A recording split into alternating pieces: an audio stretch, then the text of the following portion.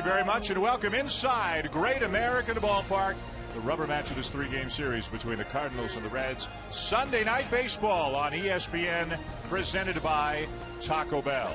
We will see tonight, possibly, the fastest man in baseball, Billy Hamilton, 18 stolen bases for the Cincinnati Reds against one of the best starting pitchers in all of baseball, Adam Wainwright, seeking to become the first 8-game winner in the National League.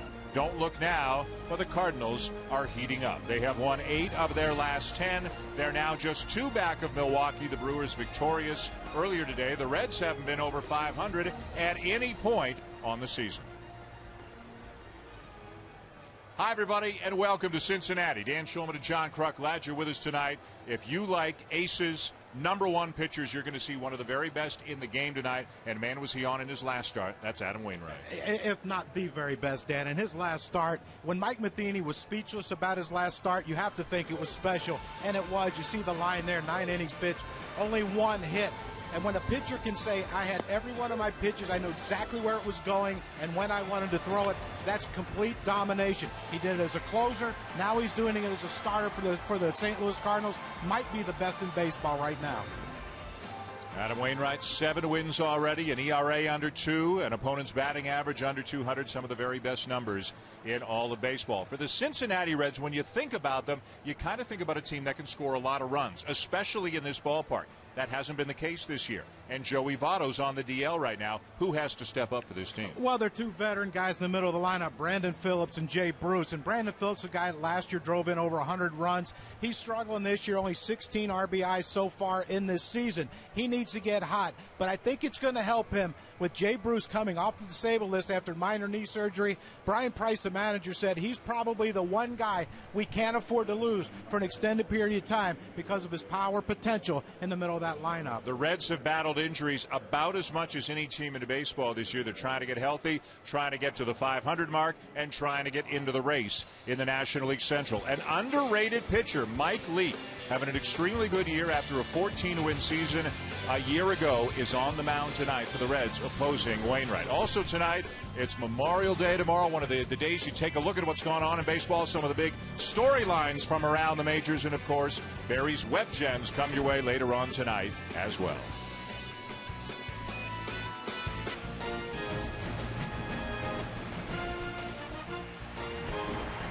Celebrating our 25th season as the National Game of the Week. ESPN Sunday Night Baseball.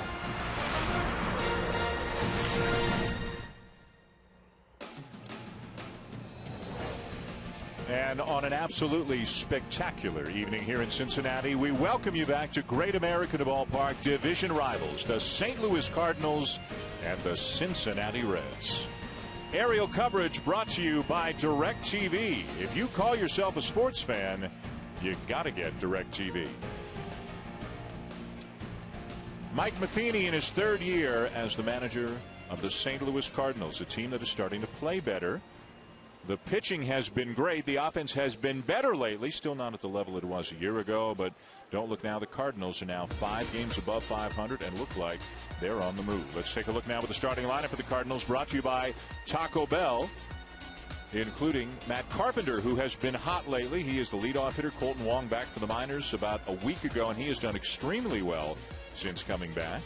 And Johnny Peralta is the Cardinal home run leader with 9 on the season as they take on a tough customer tonight. As Charlie Sheen pointed out, a guy who could have 6 or 7 wins already this year. Yeah, he very easily could have, and he's a great athlete.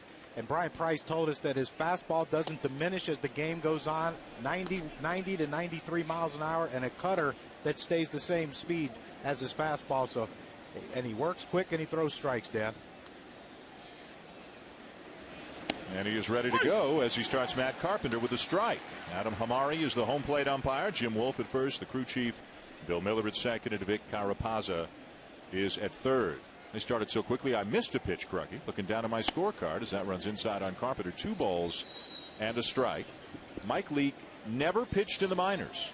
The first-round pick out of Arizona State came right to the majors.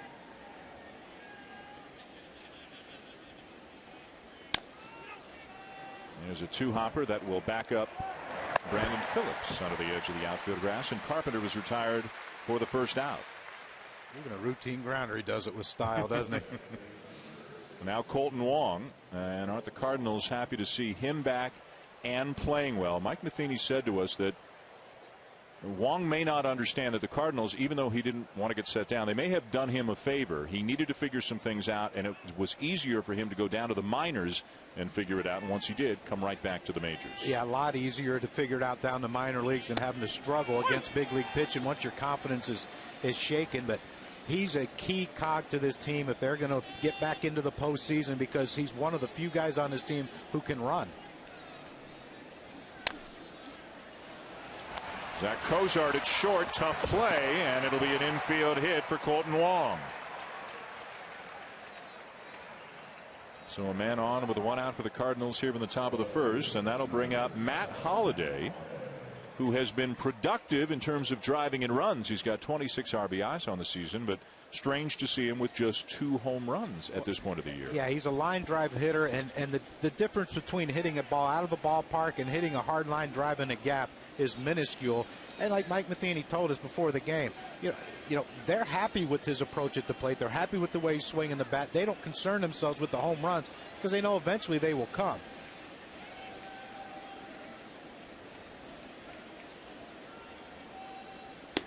Outside, ball 1 from Leake.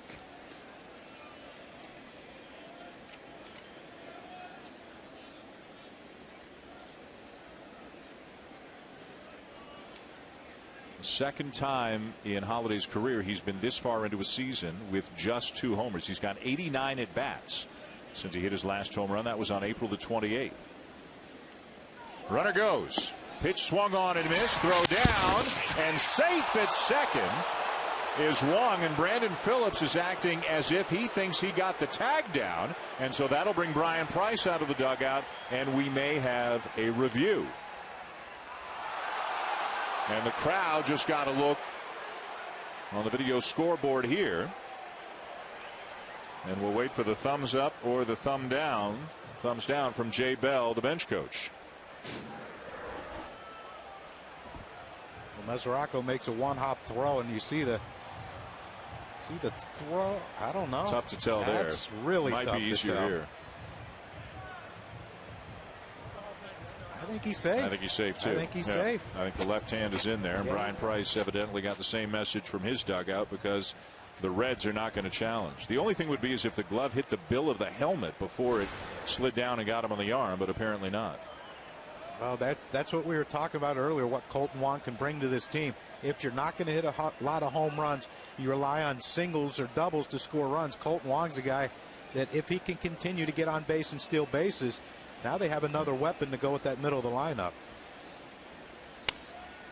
Holliday pops it up right side. Will there be a play? Brian Pena is over, but won't have a play. Pena getting a chance to play a lot of first base for the Reds with Joey Votto on the DL.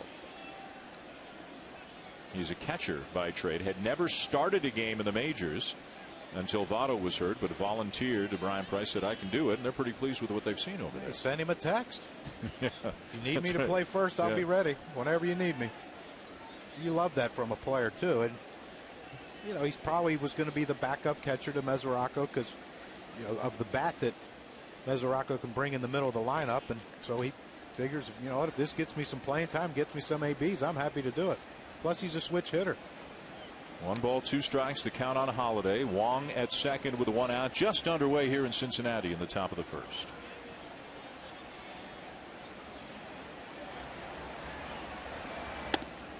And Leake misses outside.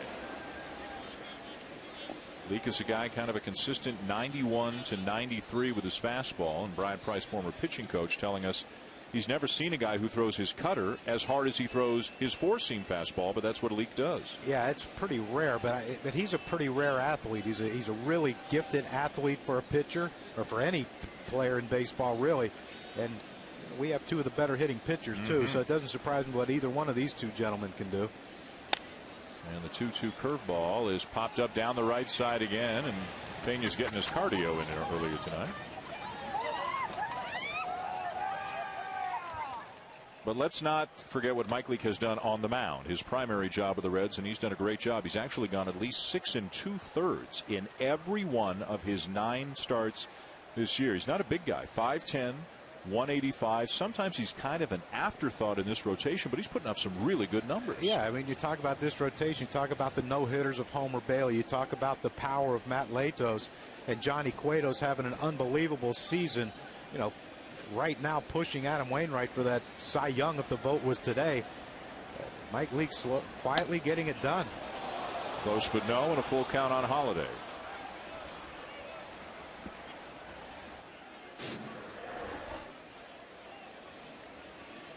It's a two-seamer. He tried to run in and get Holiday to jam himself on it, and just missed the inside corner. I think he's got to go back away, slider away. Cutter, slider, whichever he wants.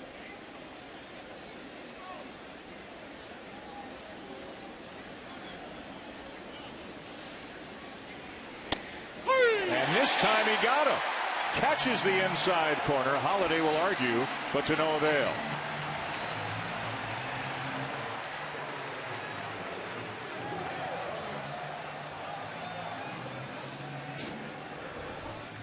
Matt Holiday said that pitch is not even close, and you can see it is off the plate. That looked like the cutter. The other pitch was like a two-seamer running in on him, the 2-2 pitch and the 3-2 pitch. It looked like he started at him and tried to cut it back over the inside, but I agree with Matt Holiday right there. Yep, it is terrible.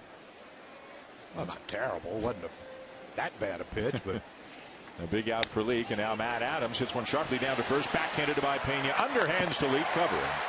And the inning is over. No runs, a base hit, and a man left. To the bottom of the first, the Reds coming up against Adam Wainwright when we come back. ESPN Sunday Night Baseball is presented by Taco Bell Breakfast. Wake up, live Mas. Bottom of the first, Dan Schulman, John Kruk. I'm assuming if you wake up, you are going to live Mas. We might get a little Taco Bell breakfast on the way to the ballpark in St. Louis tomorrow. I am game for it. Brian Price, first-year manager of the Cincinnati Reds. Here's his lineup, brought to you by Taco Bell, including the speedster Billy Hamilton at the top. No Joey Votto on the DL with a quad injury. Jay Bruce just back a few days ago from minor knee surgery. He's in the cleanup spot. Todd Frazier hitting second has been very productive, leading the team in home runs and RBIs. It will not come easily for the Reds tonight against Adam Wainwright. No, I think this is one of the few guys in baseball that when you're done a game with him, whether you go 2 for 4 or 0 for 4, you're mentally drained trying to guess along with him. Hamilton shows bunt, and he takes outside. Ball one. Hamilton's calling card is his speed. He's hitting .257 on the season, hitting over .300 since April 15. 18 steals, including 2 on Friday night against the Cardinals. But he might have had nightmares the last few weeks because Adam Wainwright struck him out 4 times on opening day. And with the speed of Hamilton, you've got to assume he could bunt, he could chop one. And that's why they are way in on the corners. As he takes a little up and in, 2 balls and a strike. There's Matt Carpenter. Matt Carpenter's in close, and you know, even Matt Adams is in on the corners, and but even Colton Wong is playing a shallow second base. 2-2. That fastball running away from him. Looked like a two-seamer there from Wainwright. And now you can see Carpenter backs up maybe 3 steps, even with 2 strikes. They all back up just a little bit. Yeah, they're at double play depth now with no one on. And that is the pitch that Wainwright made Hamilton do that against a few times on opening day. Yeah, I think if there's one little glitch in the armor here, it's the breaking ball that he watch his hip, how he just flies out of this at bat. Feet moving. I mean, that's Ichiro without keeping his bat back, and you see the bat start coming forward, just fooled unbelievably by that swing. And you know, Brian Price told us before the game, he said this is the game we wanted to see how far he's come. Can he figure out Adam Wainwright a little bit? Right now, no. Here's Todd Frazier. And a breaking ball for a strike to the Reds' third baseman, hitting .271, 9 home runs, 27 driven in. Hit a 3-run homer on Friday night for Cincinnati. The Reds winning on Friday. The Cardinals coming back and winning last night as Wainwright misses outside. Wainwright is coming off a one-hit shutout in his last start against Arizona, and he faced only one batter above the minimum. He retired the first 11 batters in that game. And as Frazier sends one foul and out of play, then Paul Goldschmidt doubled, and then Wainwright set down the next 16. And no walks. And if you're the Cincinnati Reds, you got to look at that and say, you know what, he's not going to walk us. But you got to be patient in the strike zone. You can't just go up there flailing aimlessly, kind of like Billy Hamilton did. He let some of the fastballs go and then tried to hit that breaking ball. And the curveball is popped up for Wong. Frazier retired, 2 down. So Wainwright, who has one of the best curveballs in baseball, appears to have a very sharp one in the early going here tonight. Well, that's always good news for the Cincinnati Reds. Okay, it's the first inning. He's faced 2 guys and all his pitches are working. How are we looking? Here's Brandon Phillips. Wainwright's 7-1 on the season. The only 8-game winner in the majors this year is Mark Burley of Toronto. He's 8-1. Wainwright trying to become the first 8-game winner in the National League. Phillips, you can see the significant drop off in his numbers from this time a year ago. Yeah, he's got the good curveball. look at Phillips. Yeah, I'd take a home run swing and miss it by about a foot. Oh, the fun. There'll be a point in this game early if Wainwright continues like this that the Reds will say, okay, we'll try to get him tomorrow. So no Moss instead of Liv Moss? It's yeah. They're going to Roberto Duran this one if he continues. But no, you just have to hope he makes a mistake. Because if he doesn't, the way he thinks and the stuff that he can command with 4 different pitches, you got to hope he makes a mistake. You got to hope you hit it. Got him. Wainwright with a 3-up, 3-down inning, including a couple of strikeouts, getting Hamilton and Phillips. He looks like he is on his game in the early going here tonight.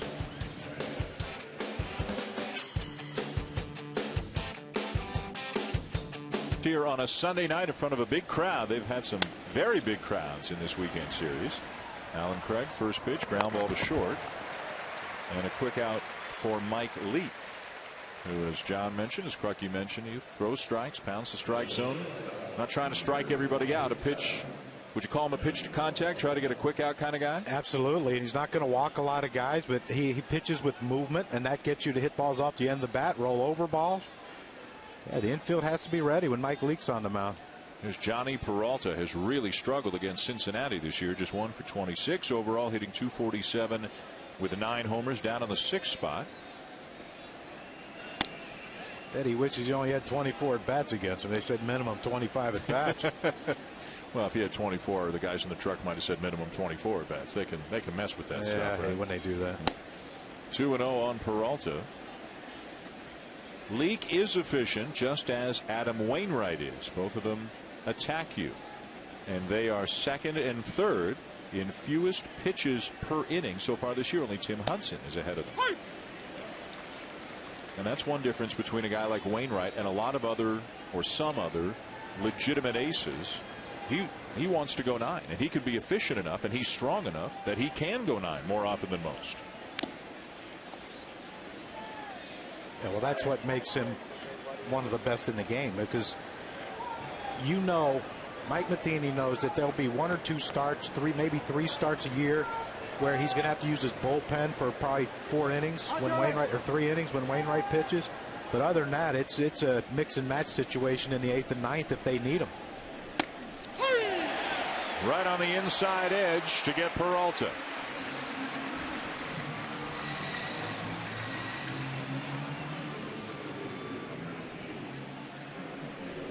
Matt Holliday struck out on a pitch that was just in off the plate. Mike Leake comes in off the plate right there to Johnny Peralta. And, that's one of those things that you're going to have to tell yourself in the dugout, the hitter, say, look, he's giving him that pitch about 3 or 4 inches off the plate inside, so we better be prepared for it. So 2 down, nobody on for John Jay. Adam Hamari, the home plate umpire, is a new major league umpire this year. Remember, because of the replay situation, they hired 2 more crews, because now crews take a turn in New York in the command center. So they've hired some new umpires, and Hamari is one of those. And unless my eyes were misleading me, on in between innings on the video scoreboard, apparently it's his birthday too. They wished him a happy birthday on the jumbotron between innings. So hopefully the players won't get on his case too much and ruin his birthday. It's a quick inning for Mike Leake. 3 up, 3 down with a couple of strikeouts, and we've got a couple of pitchers who appear to have their good stuff here tonight. Great history here in Cincinnati. Statues of Frank Robinson and Ernie Lombardi outside Great American Ballpark. We go bottom 2, no score. Wainwright, a terrific first inning, 3 up, 3 down, a couple of strikeouts, and here's Jay Bruce.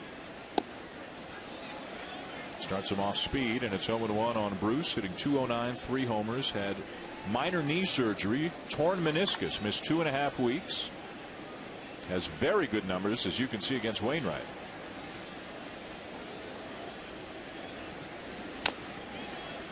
Oh, 2. Well, this is the approach that you have to take against an Adam Wainwright. You got to try to jump him early in the count. Hopefully he just tries to throw it, get me over, curveball, fastball, whatever. But there's the shift against Jay Bruce. You see this Colton Wong way out there in right center or short right field, and Matt Carpenter moves over from third all the way over to where the second baseman would normally play, and Johnny Peralta stays put.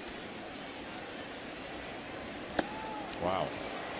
He is throwing so many different pitches for strikes right now. He's just putting the ball wherever he wants to. You know, a lot of pitchers, when they go out to start a game, they try to establish their fastball, and then they start working in their other stuff. You know, the second or third time through the lineup, you know, they might save their breaking ball. You know, if they have 2 different breaking balls, they might save one for the second or third at bat. But Adam Wainwright just empties it out here. If you can hit it, hit it. But good luck. There's Devin Mesoraco, the Cincinnati catcher. He's hitting .384 this season. He's been injured a couple of times. When he came off the DL, the second time he went 27 for 54. Since then, 1 for 19, but he's been hitting the ball hard, even in the 1 for 19 stretch. And a guy who's really established himself as a real cog in the middle of that lineup. And if there's one knock on him, it wasn't a great defensive catcher, but Brian Price said he's worked really hard at it. He's become really good as a defensive catcher, and you know, with this offense, you got to love that.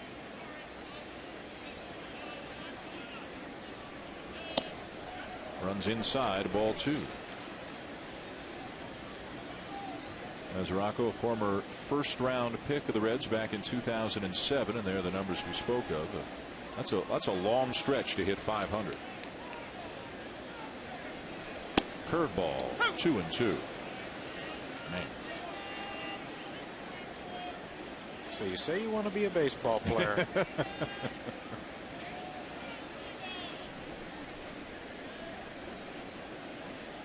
Tony Cruz doing the catching tonight for the Cardinals. Yadier Molina not in the lineup. And a swing and a miss at a fastball. He's faced 5. He has struck out 4. Well, back in 2006 as a rookie, he was the closer for the Cardinals out of necessity. 19 wins, 3rd in Cy Young in 2009 when Tim Lincecum won it. Was the runner-up in 2010 when Roy Halladay won it. Was the runner-up last year when Clayton Kershaw won it. He's done about just everything a pitcher can do except win a Cy Young. Is this the year? I believe so, yes. Well, unless Johnny Cueto has something to say about it. Johnny Cueto's putting up as good a numbers as Adam Wainwright this year. But yeah, I believe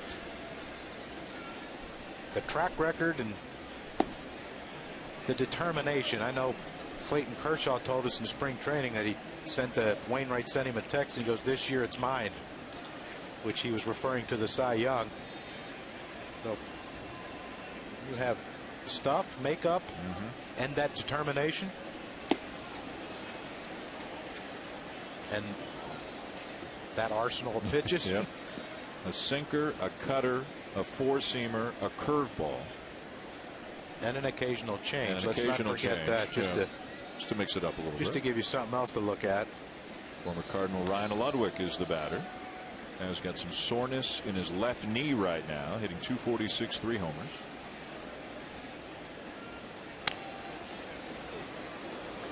Fouled into the Cardinal dugout, and it's 1-2.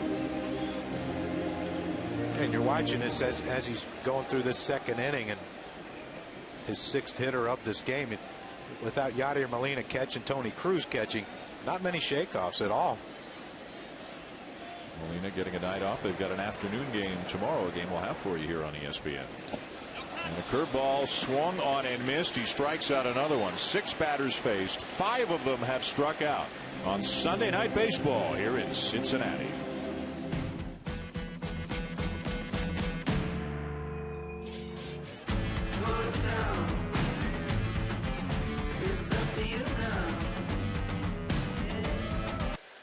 A little bit earlier. Well, it's Memorial Day is kind of one of those days where you take stock of what's gone on so far with the baseball season. How about the Oakland A's until this weekend in Toronto? What a story. They were on a roll. The San Francisco Giants have also had a great start to their season so far.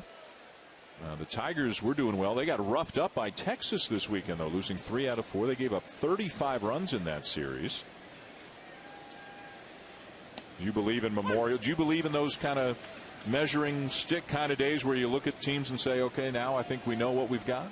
Yeah, September 30th? 9 of the 10 teams I played on, 10 seasons, I kind of knew coming out of spring training where we stood. I didn't need right through the wickets of Frazier.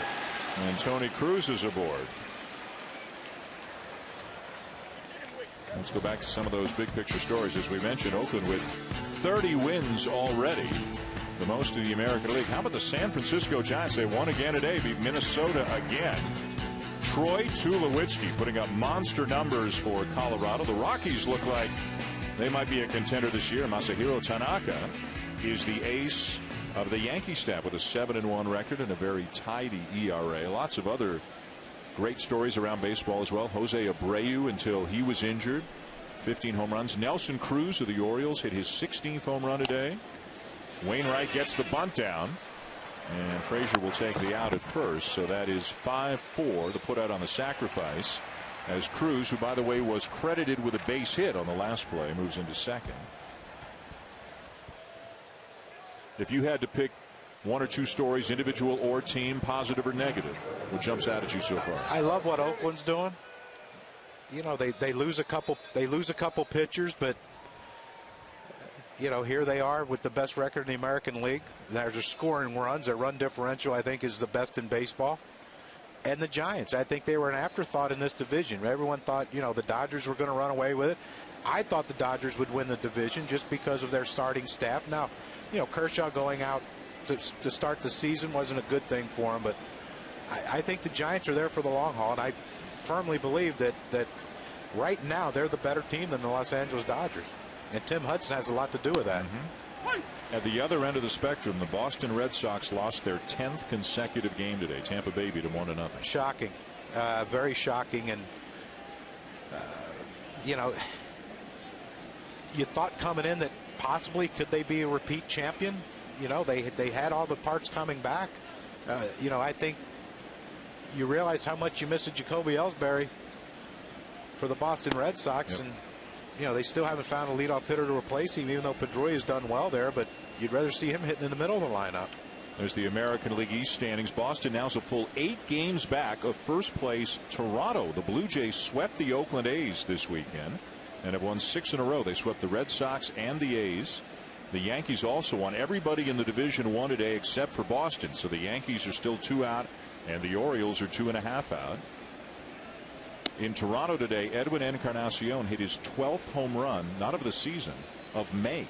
His 12th home run in May to lead the Blue Jays to a victory. You love that, don't you? I know. I just live there, man. Just live there. I just live there, man. But you know they are a very good team. They're playing well. And if they if they can continue to get starting pitching, they can run, they can hit the ball of the ballpark. We all know that. You know, who knows in this division. Mark Burley, we mentioned he's the only 8-game winner. Wainwright trying to join him, has had a sensational season. One thing you see living there, Jose Reyes is starting to get it going, taking extra bases and really running the bases aggressively right now, sparking that offense. And a lot of talk up there that maybe the Blue Jays and the Cubs have a fit if Jeff Samardzija is indeed going to be moved. That wouldn't hurt him at all. 2-2 the count on Margin might not like it. He won't get the hit. He's a good athlete. Strike 3 called. Leak paints over the outside corner for his 4th strikeout.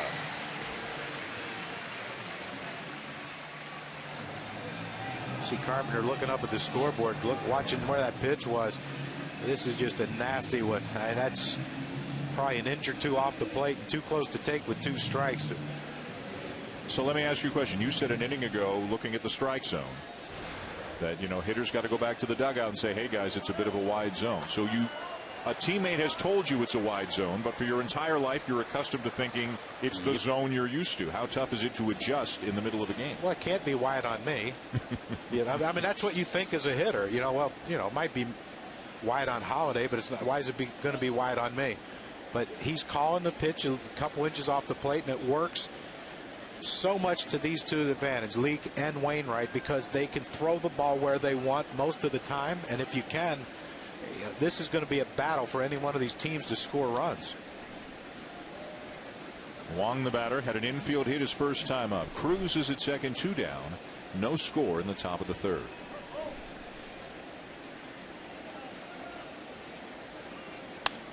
Sharply hit into center field, a base hit. Cruz around 3rd on his way home. And the throw is not in time as St. Louis takes a 1-0 lead.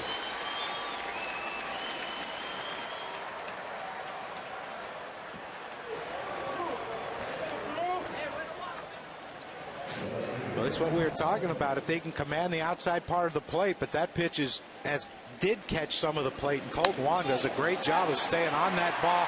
He pulls off a little bit. It's a routine grounder to Brandon Phillips. Instead, he stays on it, drives it up the middle. Tony Cruz with some good base running. And Colton Wong continues to swing the bat well. He's now 10 for 25, a .400 average since returning from the minor leagues. And don't be surprised if he goes early in this at bat here to Matt Holliday too. Stole a base in the 1st. So in a week since coming back, he's got 10 hits and 3 steals. And not only with him playing well, but with him playing well and back in the 2 spot, then you have Molina and Peralta, some other guys who were in the 2 spot occasionally, being down in more of an RBI spot in the lineup. He's going. Pitch taken. Throw down. And in there, going to head for a slide is Wong.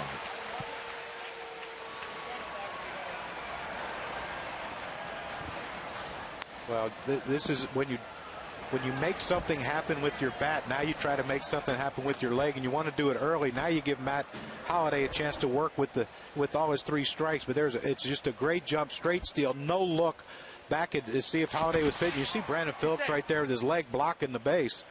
Look at this. He's trying to block the base. It looks like Colton Wong got just underneath it, or did he? Brian Price is out. That's why you slide feet first. He won't block the. He stole second base in his first at bat with a head first slide. Now he's coming head first again, and Brandon Phillips is, blocking it because you're not going to get hurt with your hand coming in there. But if you come in with spikes, Brandon Phillips ain't going to block second base like that. And they're going to look at this one.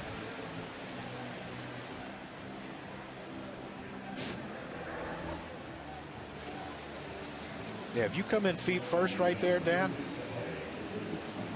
that's the last time Phillips does that. That'll be the last time he does it. But he knows Colton Wong, head first slider into second base. He did it on the first attempt, and let's block it. But yeah, he never really got to the base, or did he, right there at the end? Well, the call on the field again was safe. Yeah, see, he got him right there on his foot, I think, before Wong's hand got around Phillips' legs.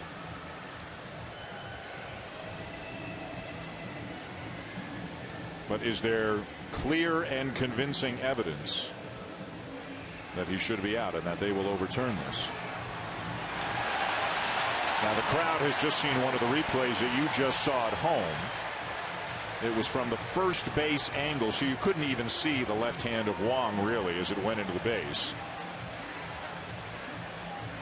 It's not going to surprise me if they overturn this and call Colton Wong out, because he's not to the base there. See his hand trying to come around Phillips' spike, and it looks like he gets it right there on the back part of the base.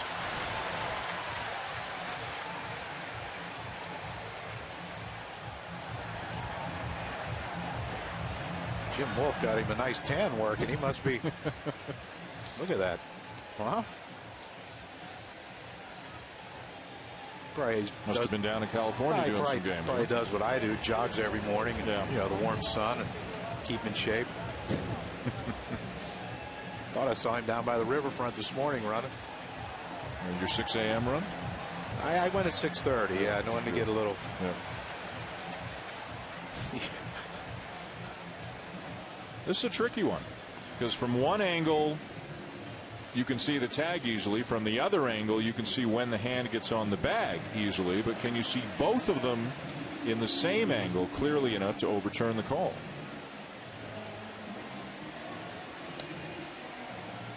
I'll tell you what, if they overturn it, the next Cardinals not going in head first at second base. No. No love lost between these two teams. No, and that's, you know, gamesmanship on Brandon Phillips' part to block the base, but because if his leg's not there, he beats it easily. Oh, easily. Let's see. Wow.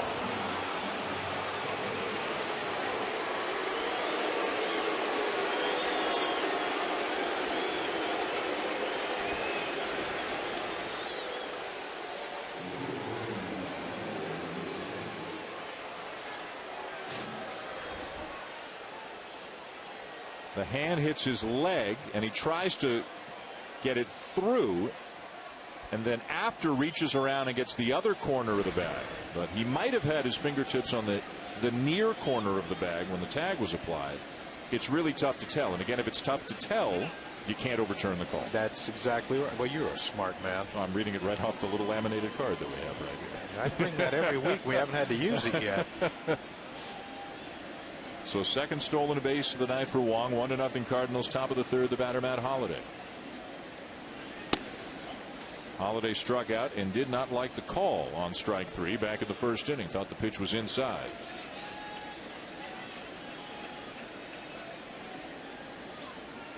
That review took 2 minutes and 50 seconds. Leake did throw a few pitches though while he was waiting. So.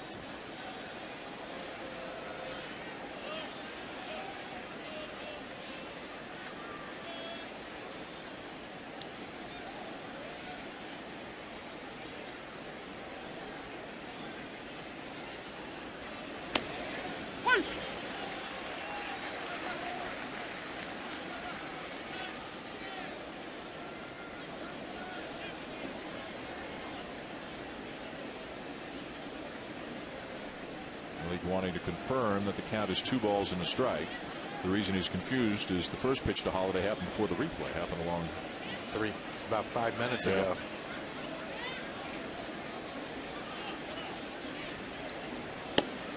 Check swing.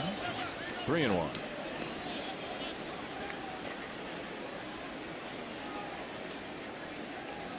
Matt Adams waiting on deck should the inning continue. The Cardinals, even when they scored a ton of runs last year, didn't hit very many homers. And they're hitting even fewer this year. They've got 26 right now, last in the National League. Their number 3 hitter, Matt Holliday, has 2. And Matt Adams, who often hits cleanup, has 3. But they can score a lot of runs without the benefit of the homer. As Holliday takes the walk. When they're stringing hits together and coming up with clutch hits, as they did so often last year, when they hit .330 with the runners in scoring position. They're at .244 this year, which doesn't sound very good, but it's actually a lot better, Crucky, than it was a few weeks ago. Yeah, it was pretty bad a few weeks ago. They couldn't drive anyone in, but you know, I think the big thing is Alan Craig has started to hit, and he was the best in baseball the last 2 years with runners in scoring position. There's Matt Adams, who has not done a good job with runners in scoring position, as you can see. The overall average is very good at .317, but he's only got 16 RBIs.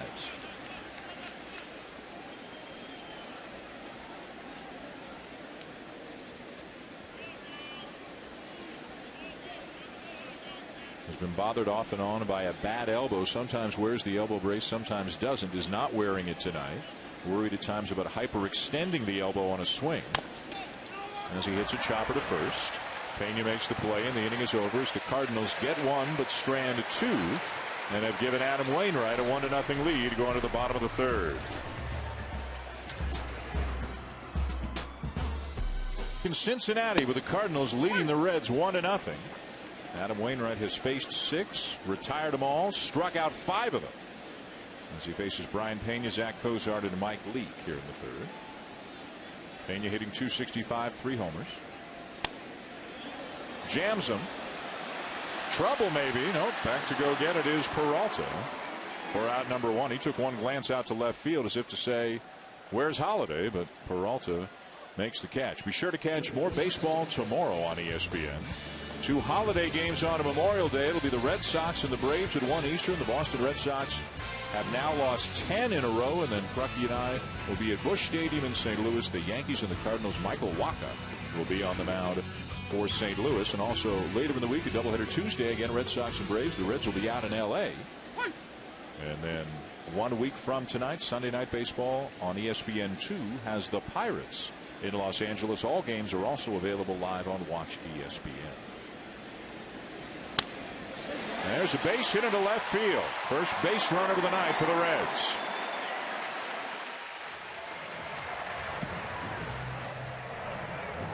The Reds' game plan coming in was to swing early, and that's what they've done. A lot of first pitch swings by the Cincinnati Reds, and Cozart right here gets one that just hangs in the center of the plate. That's one of those get me over curveballs. You don't think, okay, curveball, they're probably not going to swing the first pitch. You're looking for something harder. Cozart gets on base. Now we see if Leake can move him over. Leake in his career is a .242 hitter with 3 home runs. As a rookie, he hit .333, 16 for 48. That's why you got to be careful here with the possibility of a bunt, but you can't be charging in real hard like you would on most pitchers.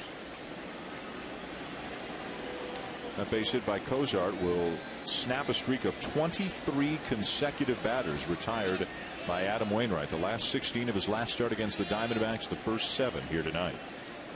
Got to get someone up in the pen. And a fly ball to left field. But Holiday has room right on the edge of the track. Cozart had gone all the way around second, but slides safely back into first. How about Leake? Shows bunt, pulls the bat back, and hits one about 315 feet. That's why you keep saying to yourself, if you're a middle or a corner infielder, you can't just charge in because he's looking bunt. And this is, not many guys can do that. Usually the old butcher boys, you turn to bunt and you just hit a ground ball to try to move the runner. This one here, he tried to go deep on it.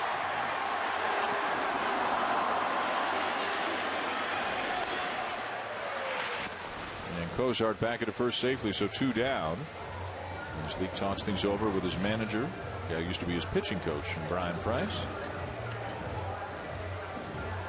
There have been some good hitting pitchers over the years. We got 2 of the best in this game tonight in Leake and Wainwright. Back to the top of the order for Billy Hamilton. Struck out and didn't look good doing it on a curveball back in the first.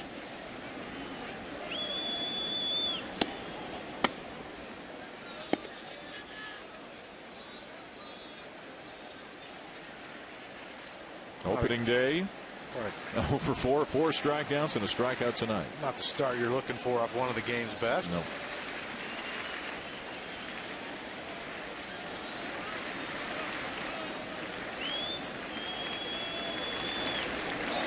And that pitch gets through Cruz to the backstop, and up to second it goes Cozart.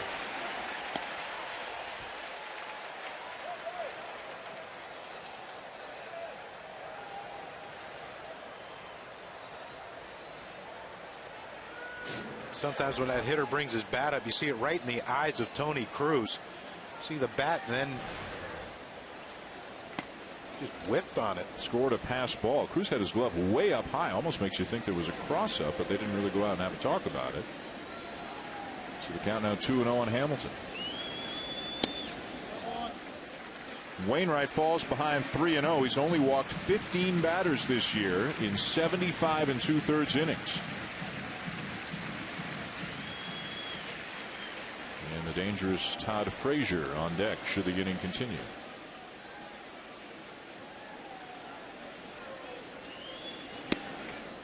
Belt high strike.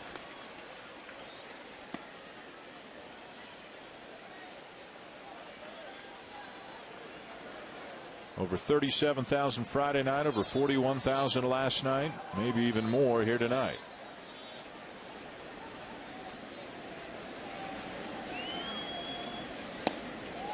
And he walked him.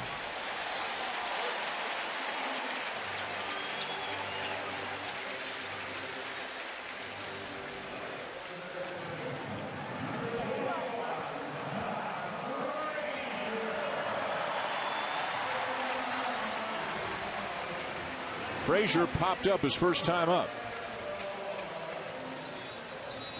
If I'm Todd Frazier, I think I'm looking first pitch breaking ball. It seems like when Phillips and Bruce were hitting his first pitch breaking ball, Frazier popped up on a ball out over the plate that he reached for, hit a weak pop up.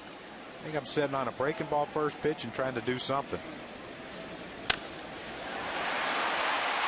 Peralta the flip in time to Wong to force Hamilton and end the inning. Wow. Nice defense up the middle by the Cardinals as the Reds leave a couple of men on in the bottom of the third. And at the end of 3 it remains the Cardinals 1 and the Reds nothing after this fine play.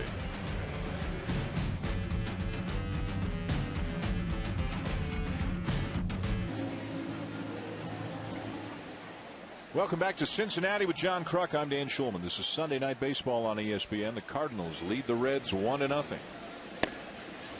a pitch outside for ball 1 to Alan Craig. We talked about the struggles with runners in scoring position, and even just hitting with Alan Craig right here. You see 2013, a lot of red spots. 2014, you better pretty much have to center cut one for him to get a hit, but he's starting to turn around though, and that's a big and a great thing for Mike Matheny and the Cardinals. Had gone 7 for 12 over a 3-game stretch until going 0 for 4 last night. Grounded out in his first at bat tonight. And there's this year's hot zone.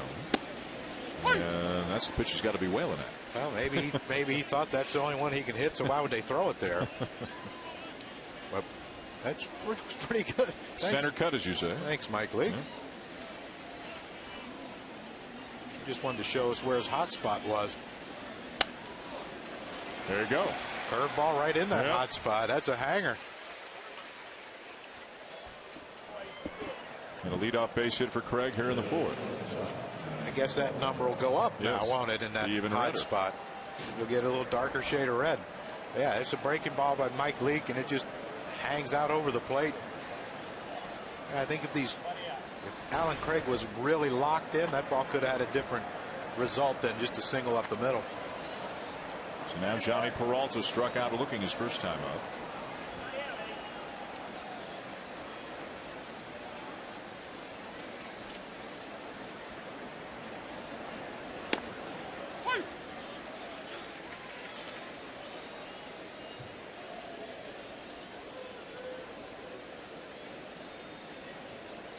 You mentioned Matt Latos a little bit earlier, an important part of the Reds rotation, coming back from injury, pitching on rehab tonight. All going well, could be back maybe after 3 minor league starts.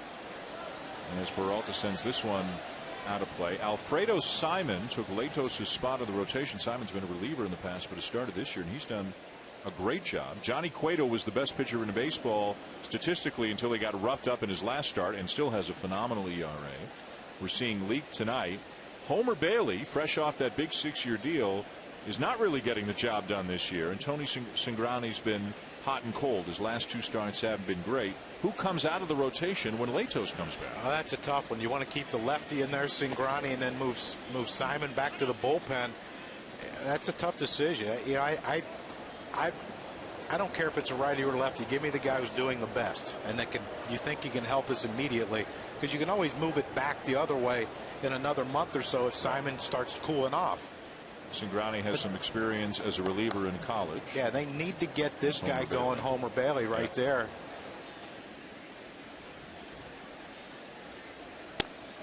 And a swing and a miss. And Peralta strikes out for the 2nd time tonight. That's 5 already for Lee. Aerial coverage tonight being brought to you by DirecTV. If you call yourself a sports fan, you got to get DirecTV.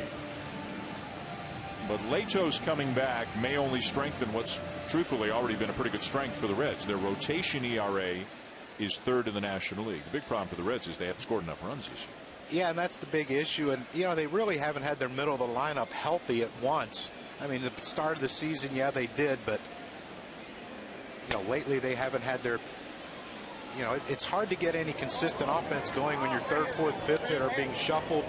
You know, one time you're hitting third, one time you're hitting fourth, then you move Votto to second.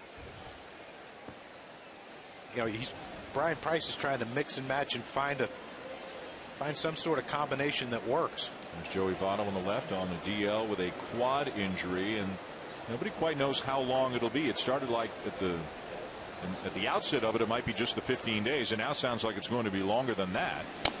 There's a chopper off the plate back toward the mound, and going for second, and the lead runner is Leake once again showing his athleticism as they force Craig.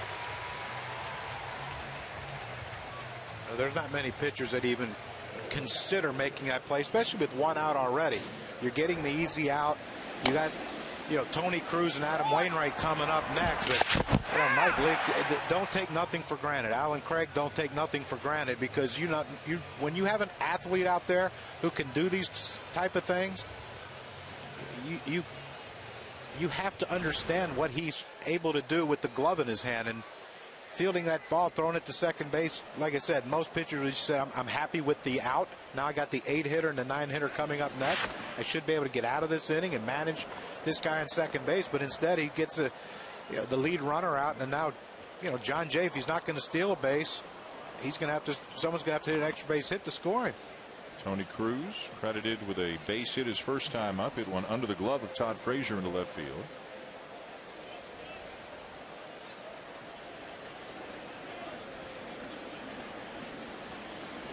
When you're Yadier Molina's backup, you don't get a whole lot of playing time. This is the 22nd at bat this year for Tony Cruz. But a guy who a lot of people say if he's playing on any other team, he's playing more than he's playing for these guys. Yeah, absolutely. It just, you know, sometimes you get stuck behind the best and there's nothing you can do about it. But, you know, when we talked to Mike Matheny, he said, you know, sometimes you get so spoiled with Yadier, you don't realize how good Cruz really is behind the plate. He said he's a pretty good catch and throw guy. Originally signed as a third baseman, and now time was called. I think it might have been by Pena, or requested by Pena down at first base.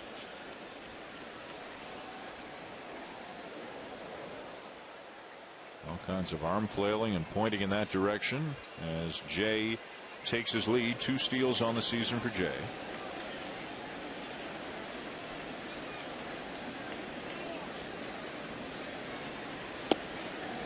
Oh, and 2.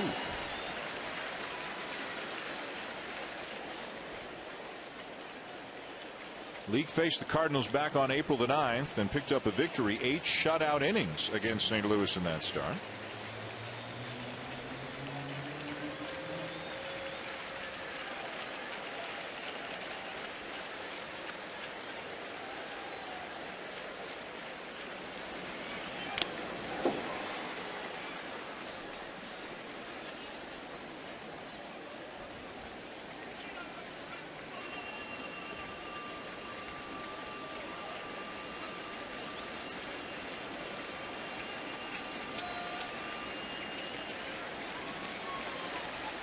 Beautiful Great American Ballpark here in Cincinnati. Third and final game of this series between the Cardinals and the Reds, each team winning once so far.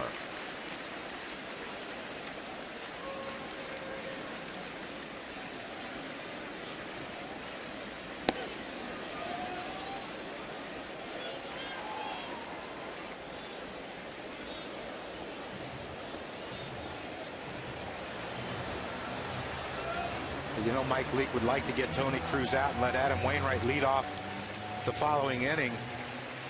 But he can't just be, he has to be very careful with Cruz right here. It's the last thing you want to do is give up an extra base hit by throwing something out over the center of the plate. He's got a couple pitches to work with here. Close play there. John Jay just barely getting back. Wouldn't think he'd be running here. But stranger things have happened, Dan.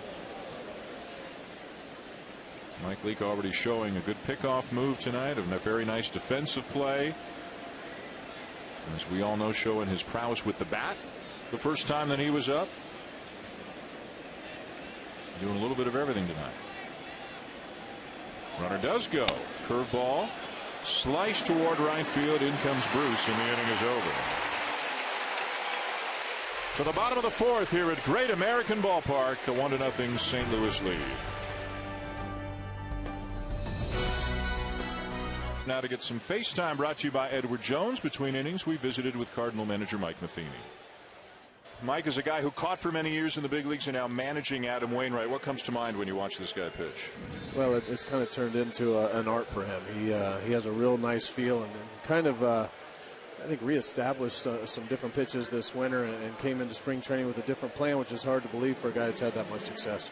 Mike, now your offense has gotten a little bit better here as the season's progressed, but Colton Wong tonight, 2 big hits, 2 stolen bases, drove in the run.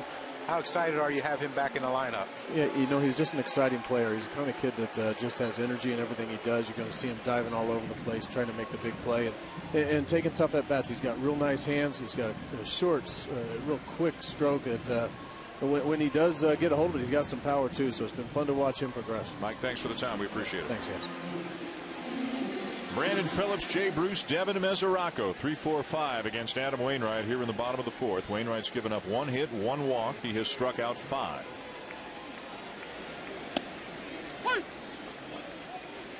Phillips, one of those strikeout victims. Well, you remember the first at bat, first pitch, slow curveball. Brandon Phillips came out of his shoes trying to go deep, thinking it was going to be a fastball.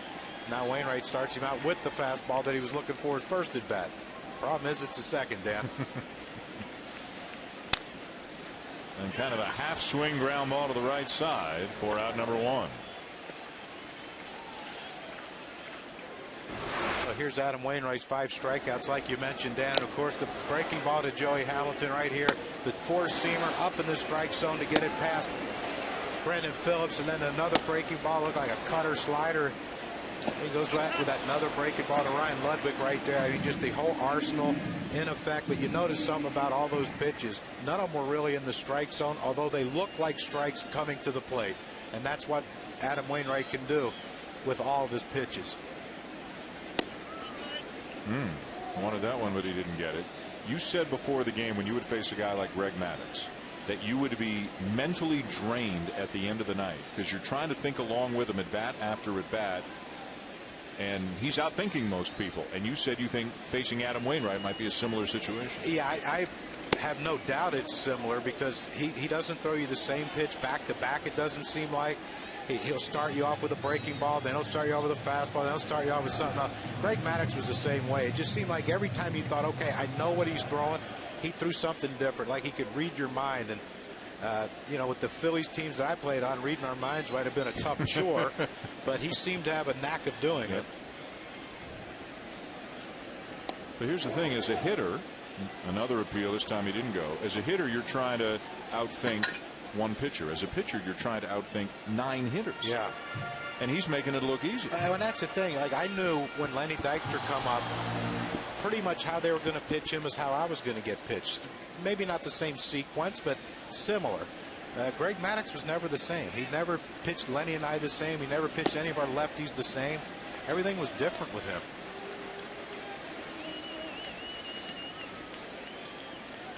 The most complete games and the most shutouts in the majors since the start of the 2012 season.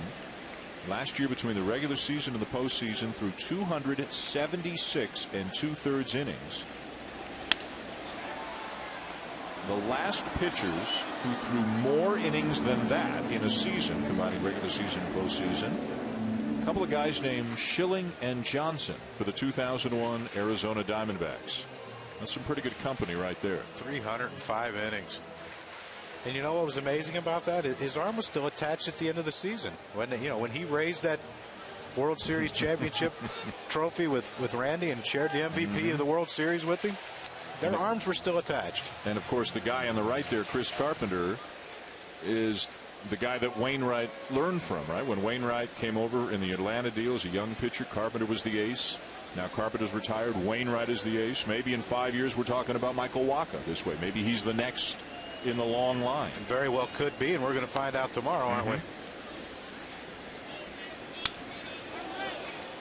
We'll see Wacha tomorrow afternoon, 4 Eastern, 3 locally in St. Louis, as the Yankees come to town to take on the Cardinals. It'll be the second of 2 games you'll see here on ESPN, with the Red Sox and the Braves coming your way at 1 Eastern.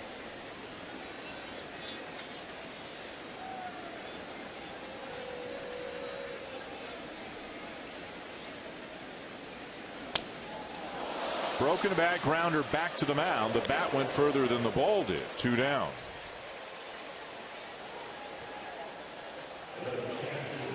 ESPN Sunday Night Baseball, presented by Taco Bell, is brought to you by Bayer Back and Body, the official pain reliever of MLB, and the 2014 Mazda CX-5 with Sky Active technology. What does that feel like in your hands when you get jammed and the bat goes flying and you're just left with the handle? Well, it's not a good feeling. It's buzzing, like they say. Yeah. It's bees, yeah. Yeah. Just that fleshy part in the top of your hand gets really sore, between your thumb and your index finger. Yeah, this one, that one got in there a little, yeah.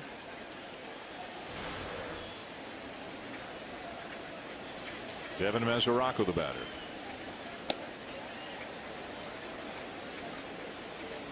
And you're seeing a lot of check swings by the Reds tonight. A lot of pitches that they're looking at and saying, I think it's a strike. And then they're realizing it's a ball and they're trying to check. And a lot of others, as you said, that look like balls, but then they drop into the strike zone. Mainly that curveball. That one misses. So you can throw the first one for a strike. Okay, get me over curveball. Then the second one looks like a strike and breaks out of the zone and give. Still got bees. Yeah, he's.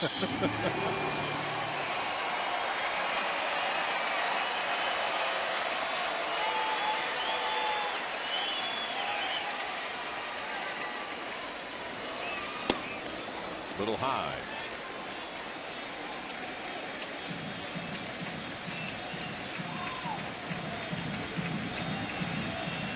The other thing about Wainwright is he's 6'7", too. A lot of downward movement. Yeah.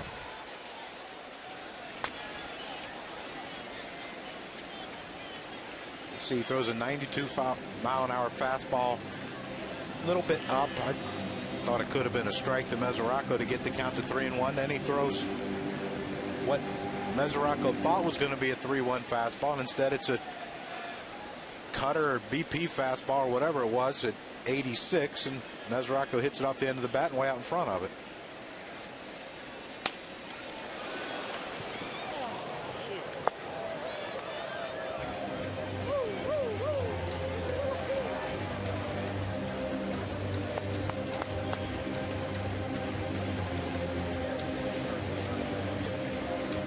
Cardinal fan picking up that ball, a Matt Holliday fan. And there are a lot of Cardinal fans here in Cincinnati.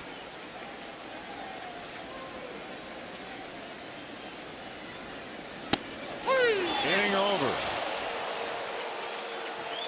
Got him with a curveball for his 6th strikeout of the night. Mesoraco did not like it. Wainwright 4 shutout innings and a 1-0 lead.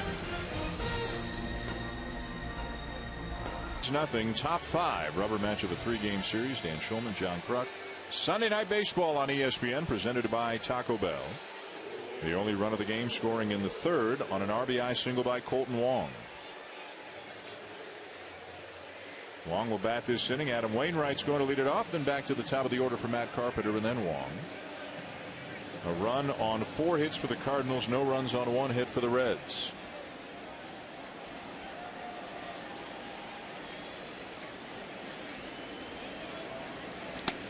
And a strike taken by Wainwright. Had to sacrifice his first time up.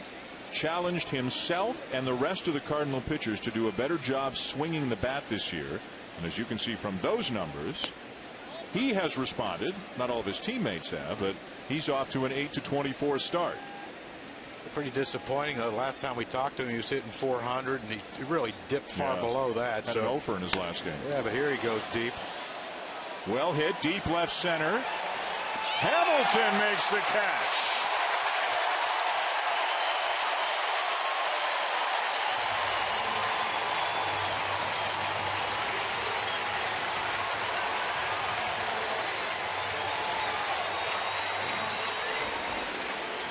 It's something when both pitchers have hit the ball the hardest so far in this game. Mike Leake flew out the deep left.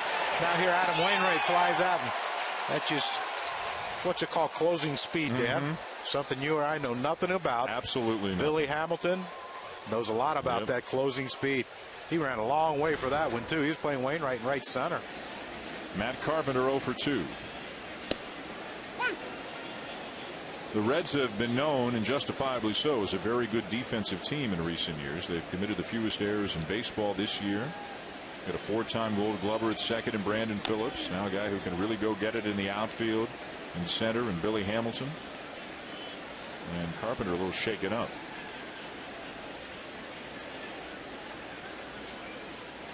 Second in the major leagues in the percentage of balls in play that are turned into outs. Pitchers love that stat. See that, though? He ran so fast his glove came out of his pocket from the wind. Another experience I'm gathering you never had? Well, no. Well, they fell out because the candy bars were pushing them up. The sad part is I'm not sure if you're joking. Why would I be?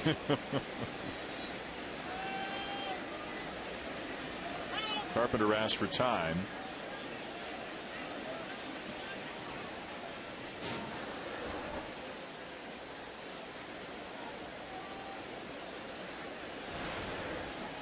Unbelievable play. Base hit up the middle for Carpenter.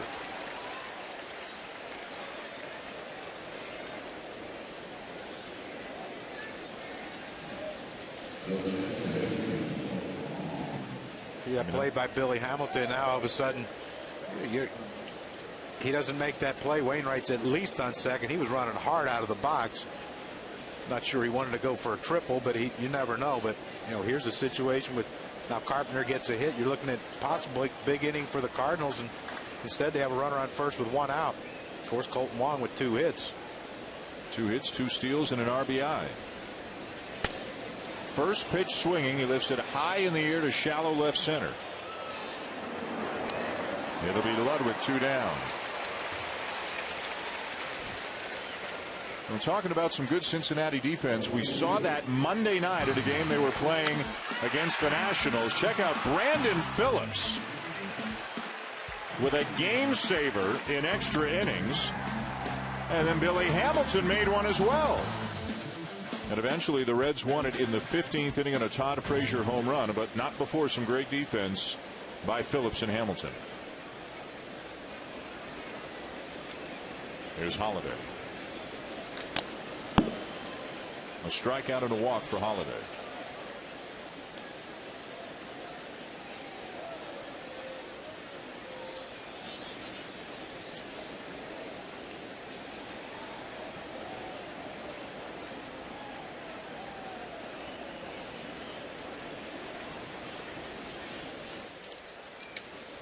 Carpenter just 1 steal on the season, not a big threat to run.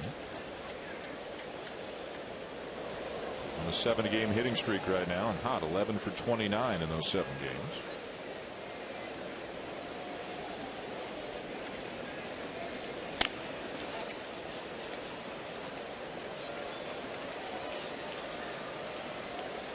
Mike Leake around the strike zone tonight. 15 of 21 batters have seen a first pitch strike.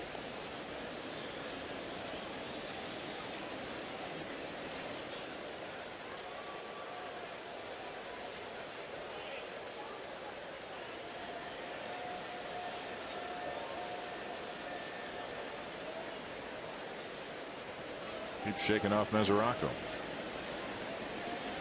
He might want to come back to that pitch inside off the plate that he got strike 3 on in Holliday's first at bat.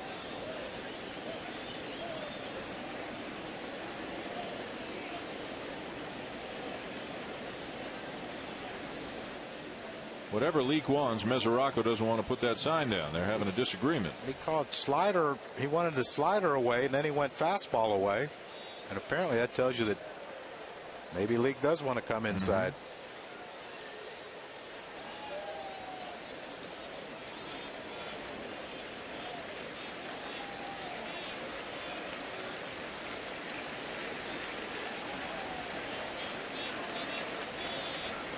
And he does.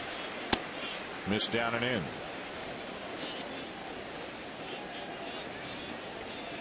Let's see if he backs it up. He did first at bat to Holiday came in twice, just missed, and then caught the one for strike 3 that was a little in off the plate.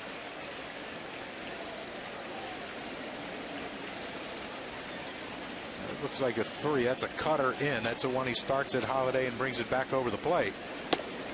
But he missed inside.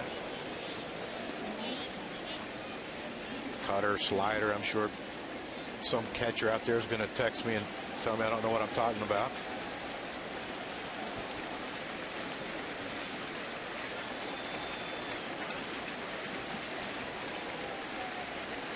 Two and two the count. In the air to right field. Getting over. Billy Hamilton showing us his wheels in the outfield, making a terrific catch out in deep left center. So we go to the bottom of the 5th with the Cardinals still leading 1-0.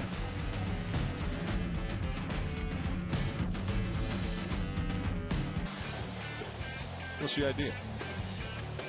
Got to pick up your slack. Well done. Bottom 5. And a pitch inside, ball 1 to Ryan Ludwig. Ludwig, Brian Pena, Zach Cozart coming up for the Reds, who are 22 and 25 on the season. They are in 3rd place in the National League Central right now, looking up at the Cardinals and the Milwaukee Brewers. The Brewers won today. They beat Miami 7-1. So at the moment, Cincinnati is 6 back of Milwaukee. Milwaukee has cooled off some. They're 10 and 14 in their last 24 after a red hot start. Cardinals are 2 back. Pittsburgh lost today, as did the Cubs.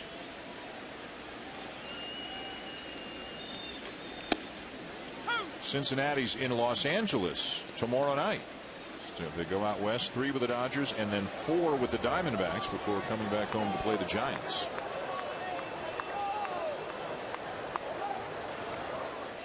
Giants had a good weekend. They swept Minnesota, held the Twins to 4 runs in 3 games. Lincecum, Vogelsong, Bumgarner, the starters in those 3 games for San Francisco. The Giants are 32 and 18. That is the best record in baseball. Going there for the World Series. Oakland, San Fran.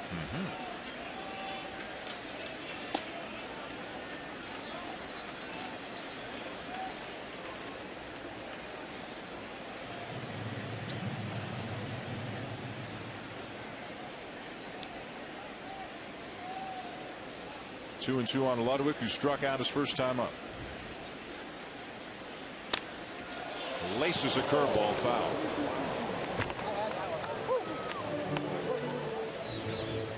Ludwig, as we mentioned, a former Cardinal, back in 2008, hit 37 home runs.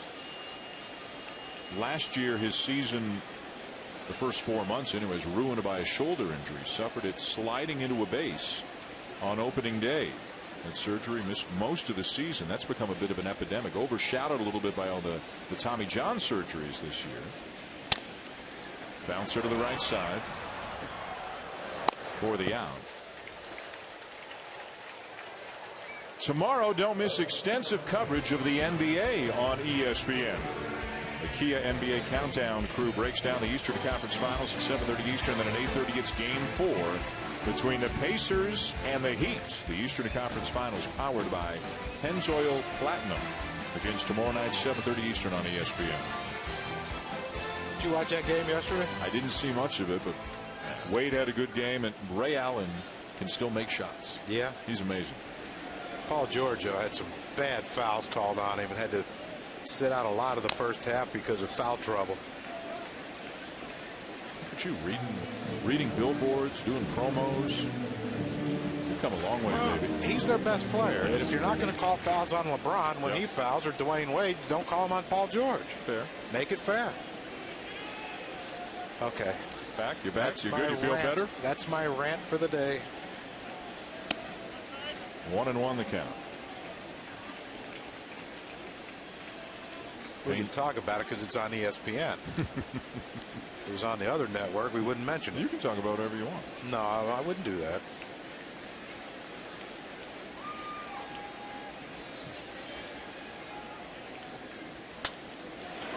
Base hit into right field.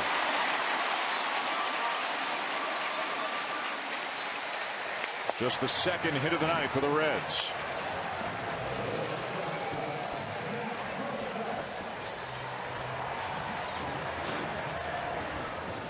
Well, Brian Price told us that they liked Brian Pena's bat in the lineup, the switch hitter, better from the left side. And that's a pitch up and in that Pena just gets to really quickly. That's a quick, short stroke right there to hit that ball down the right field line. Alan Craig gets it in, keeping Pena at first base. Now Cozart, who had a base hit his first time up, hitting .234 on the season. He's the Reds shortstop.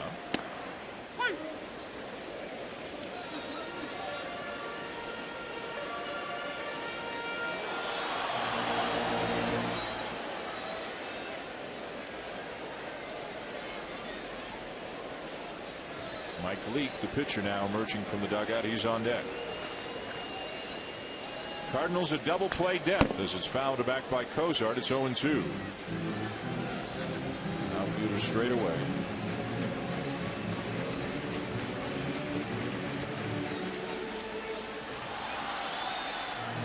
Leake with a fly ball to the edge of the warning track and deep left his first time up. Yeah, that's not a pitcher's swing even warming up.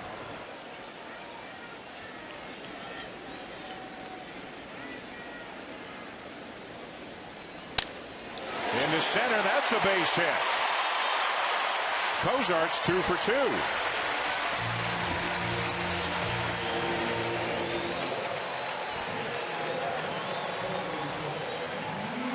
Well, Wainwright got it down in the strike zone, but he didn't get it in enough to Cozart. And that pitch is, I mean, that's about as far out of the zone as you're going to see Adam Wainwright get on a pitch, but Cozart goes down and gets it. But if that pitch was a little more in, maybe in off the plate, that's a football. That's when you foul off your foot. Here's Leake, first and second, one out. And how will the Cardinals play this? Where's Carpenter going to be at third? He's way in on the grass right now. He looked down at the third base coach, and third base coach wasn't giving him a sign, so I guess this is swing away. Or they predetermined to tell him he's bunting. Swinging away. Now, they might have gave him one shot. Maybe Wainwright would throw him a cookie, thinking he's bunting, and they can try to surprise him with a jump on him with that one swing. And now this could be switched up where he could be, because if he bunts with 2 outs, now it opens up the possibility of Billy Hamilton laying down a bunt to score a run with his speed, beating it out. Gets it down. And gets it done.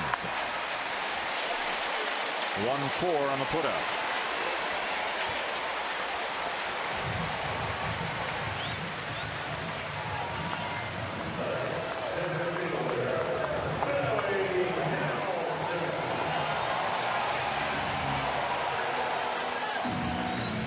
Now Hamilton, a strikeout and a walk.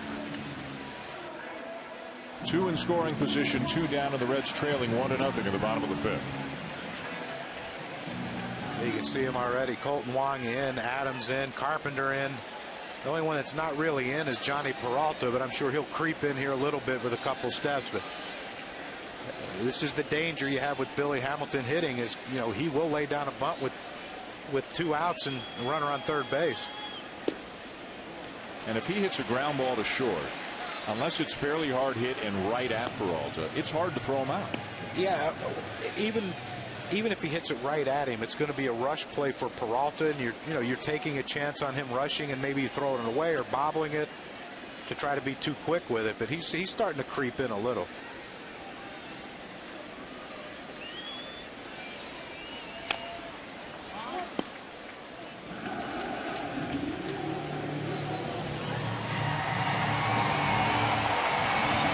Feel pretty good. He fouled one off. Hasn't been a great. Yep.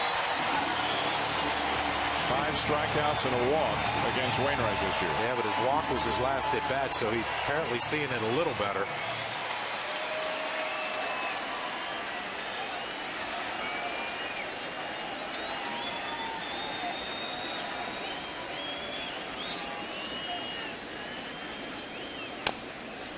if you subscribe to the theory, if it ain't broke, don't fix it, the curveball's coming here. You would assume that, yes. And if you're Billy Hamilton, but here's the issue. His breaking ball's at 73, 74 miles an hour, and his four-seamer's been at 92, so he can go either way. If he throws him a fastball, can he pull the trigger? Tony Cruz out to talk to Wainwright. Yeah, because just when you start thinking, okay, he's going to throw me a breaking ball, he struck me out with it 5 times, I'm going to set on it, and then all of a sudden he throws 92 down the middle, and you can't pull the trigger.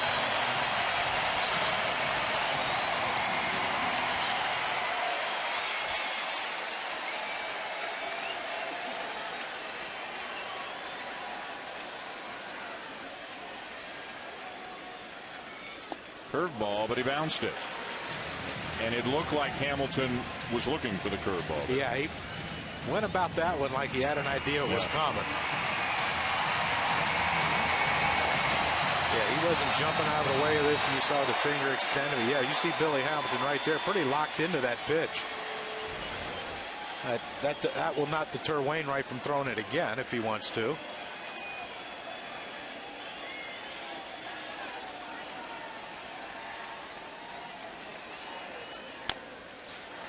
Fouled it off. So progress here for Hamilton.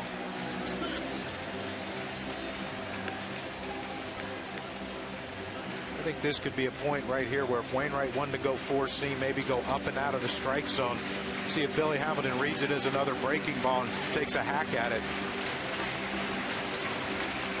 Because you know Wainwright, even if he takes it and it's up out of the zone 3-2, he can still come back with another breaking ball.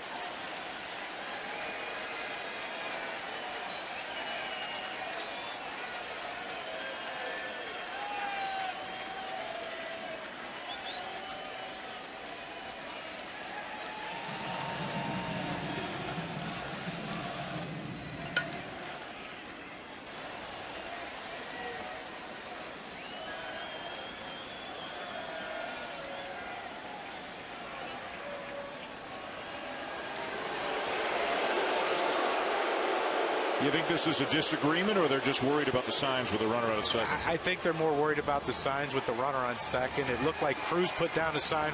Wainwright gave him the yes, but Cruz might have forgot. All right, we're using the second sign or the, first sign after 2 or the first sign after 3. Really confusing thing, Dan.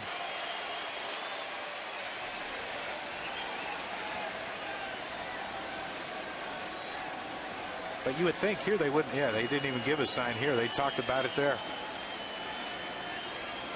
Another curveball, fouled off again.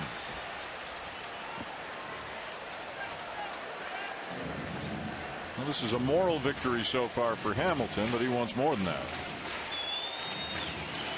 Yeah, I think if Wainwright has confidence to throw his breaking ball 3-2 here, I still think you can make him chase out of the zone up. Or freeze him with a fastball. Now, I'm saying if he goes 2-2 and throws a fastball up out of the zone and Hamilton does take it, then it gets to 3-2 and he can throw the breaking ball.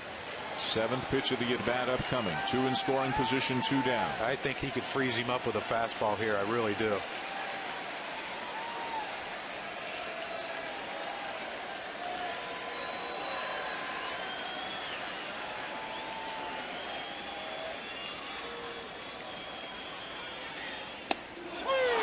Got him on a pitch that looked high.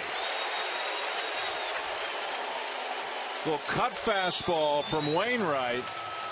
Borderline pitch. We'll give you another look going to break as Wainwright wins the battle, and the Reds leave a couple of men on.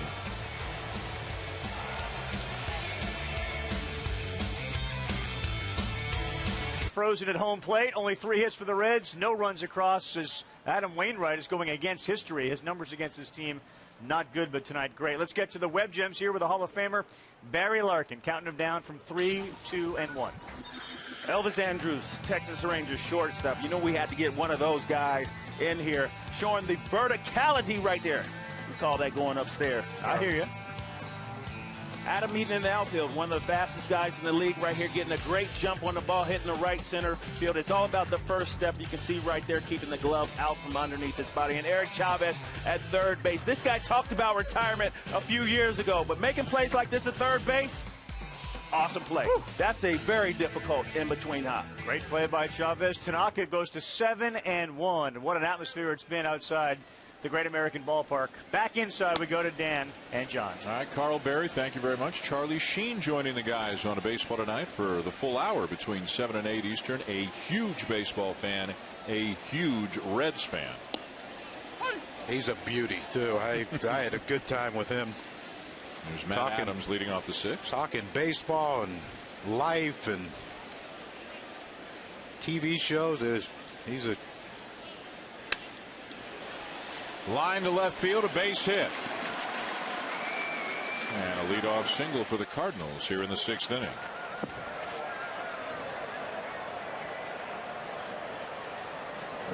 Well, this is what makes Matt Adams a kind of a tough guy to pitch to, except, of course, with runners in scoring position. But this is a little two-seamer sinker ball by Mike Leake down on the outer corner of the plate.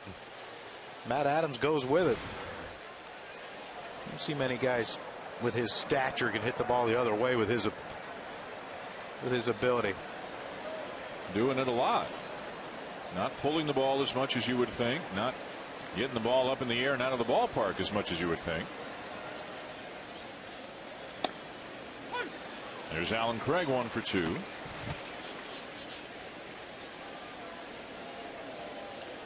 Talk as always around the Cardinals about when, not if it seems, but when Oscar Taveras will come up from the minors. The #1 prospect the Cardinals have, an outfielder hitting over 300. And the Cardinals in early June will go to 3 American League cities for interleague play, and maybe an opportunity then for Mike Matheny to put somebody in there as a DH, be it Taveras, should they call him up, or one of the regulars, giving Craig or Adams some time at the DH spot. But it wouldn't shock anybody, Crucky, I don't think, if Taveras is a Cardinal in the next 10 days to 2 weeks. Yeah, you would think. He's putting up monster numbers in the minor leagues all season, and actually has gotten better over the last couple weeks with how hot he's swinging the bat in AAA. Pretty solid numbers right there. A guy who had a serious ankle injury last year that set him back. Part of a great trio of outfielders they have in the AAA right now. Randall Grichuk, who was up a little bit earlier, Steve Piscotty, but it seems Taveras has, at least they think he has the highest ceiling of the 3. There's John Mozeliak, the general manager with the Cardinals. So much talent in the system. But you're still not sure, though, can he play center field? And if he doesn't, then he has to play a corner, and then who do you sit? Do you sit Matt Adams? Do you sit Alan Craig?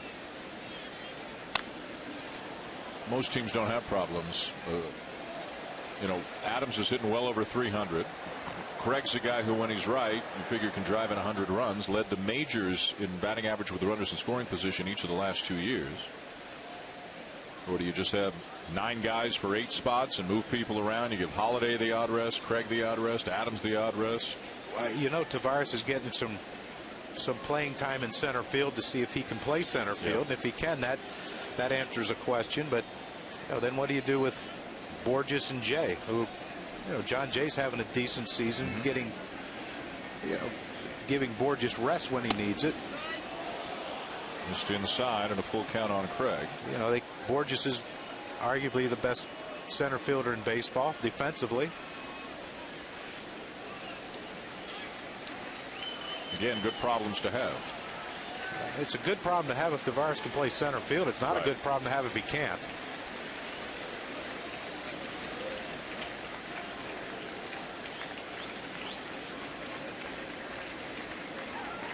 Runners going. And it's ball 4 to Craig.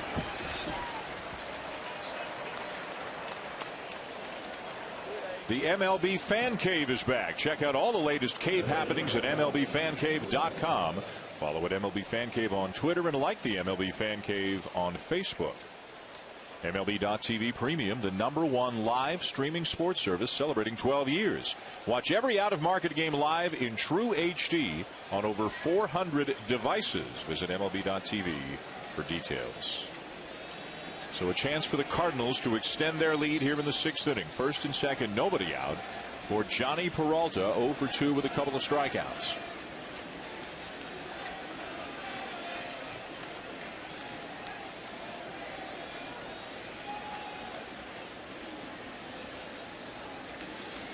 And Peralta, another Cardinal, struggling this year with runners in scoring position. He's 5 for 41.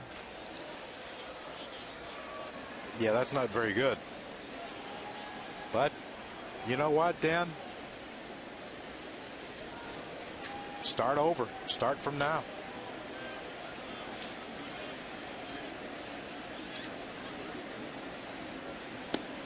A ball and a strike.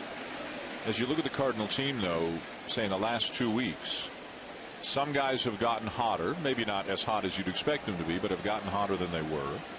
Jaime Garcia's come off the DL. Jason Mott's come off the DL. Colton Wong's come back, and he's been terrific. They appear to be more into a groove than they were a couple of weeks ago, playing closer to their potential than they were a couple of weeks ago. And there's still over 100 games. I mean, there's so much time. Yeah, it's so much time left. But I think if you're an offensive player for the St. Louis Cardinals, you know, going out there thinking, you know, we don't have to score 5 runs to win on any given day with our starting staff.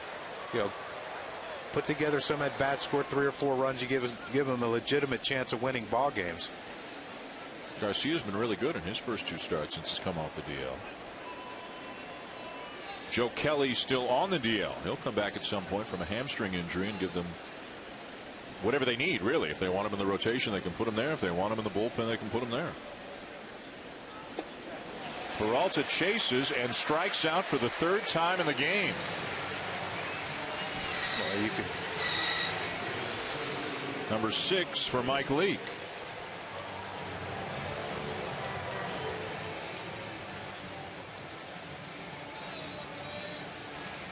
Well, Mike Leake has been outstanding, freezing hitter. Johnny Peralta right there. You can tell he hasn't seen been able to pick up many pitches from Leake. And Adam Wainwright, well, he's just being Adam Wainwright.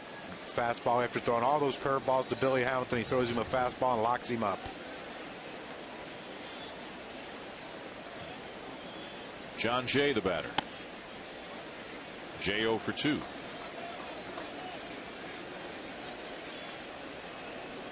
Leake, a guy who has pitched without the benefit of great run support this year, came in with a 2.91 ERA and 9 starts, but a record of just 2 and 3.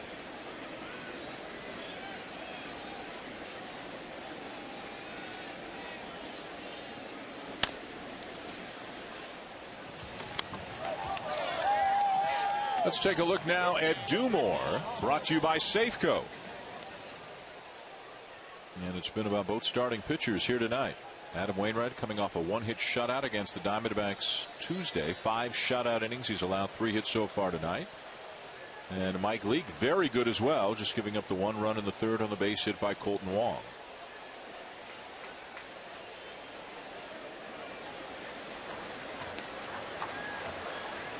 Studying Mike Leake. He might get an at bat this inning.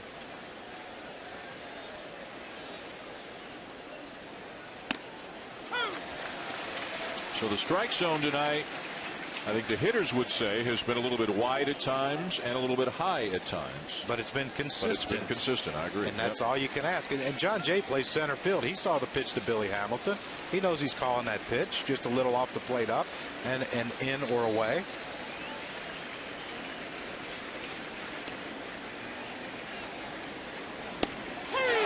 Strike 3 called. That one sure looked like a strike, but Jay's probably saying you can't call the high one and the low one.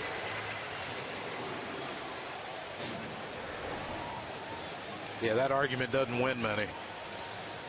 But that's just a perfect pitch. You see where it is, right on the outside down. That one of the 4 quadrants that we talk about. So 2 down, 7 strikeouts now for Leake. And the batter was Tony Cruz, who's 1 for 2.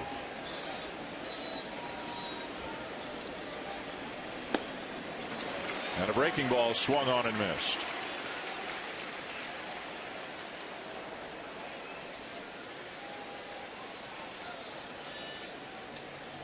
You can't even say both pitchers are pitching backwards. Curveballs early, fastballs late.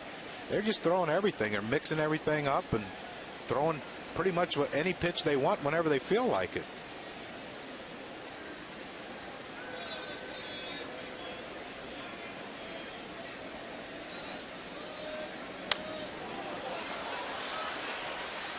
Back out of play, 0-2.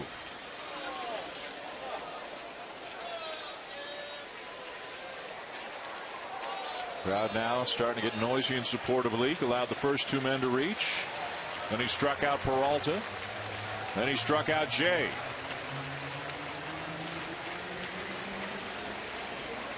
That hard breaking ball down and away might get Tony Cruz right here.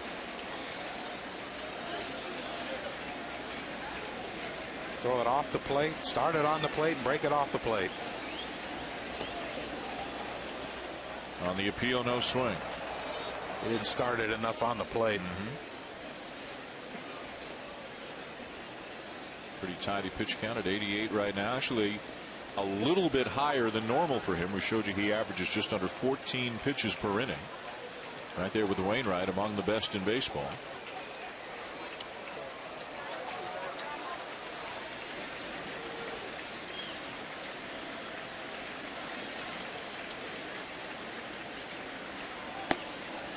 It's down and away again.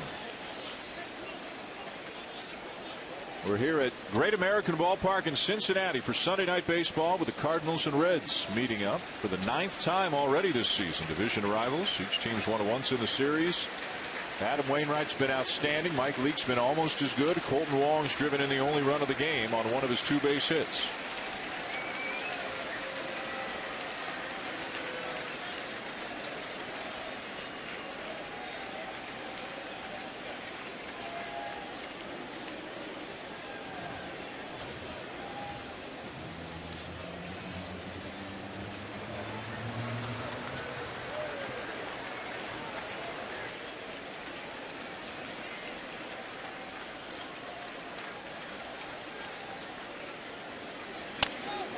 Into right center field. This is trouble. Cut off by Hamilton, but in to score is Adams. Around to third is Craig on an RBI single by Cruz, and it's 2-0 Cardinals.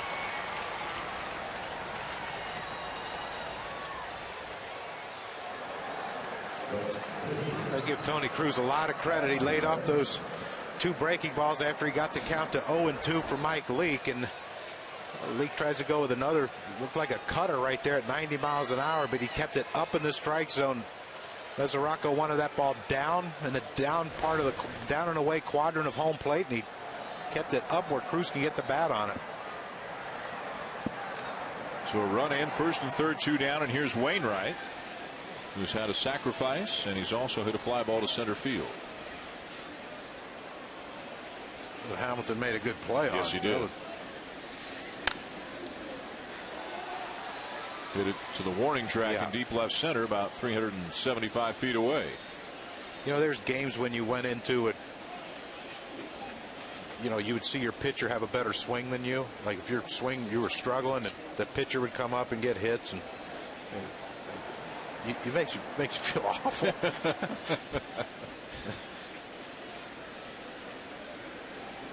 There have been some good ones. Micah Owings, back when he was pitcher full time. Yeah. I mean, obviously he was great then. And Mike Hampton, Jason Marquis, Livan Hernandez could swing the Livan bats. could swing it. Carlos Zambrano from both sides. Yeah.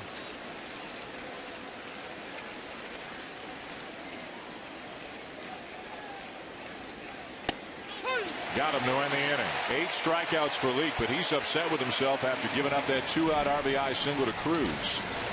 2-0 St. Louis.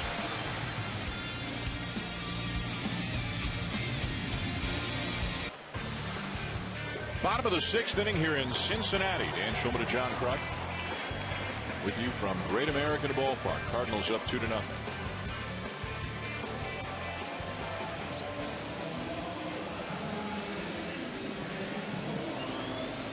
And Mike Leake down 2-0 right now. Has pitched very well. Just a couple of clutch hits by the Cardinals from Wong and Cruz.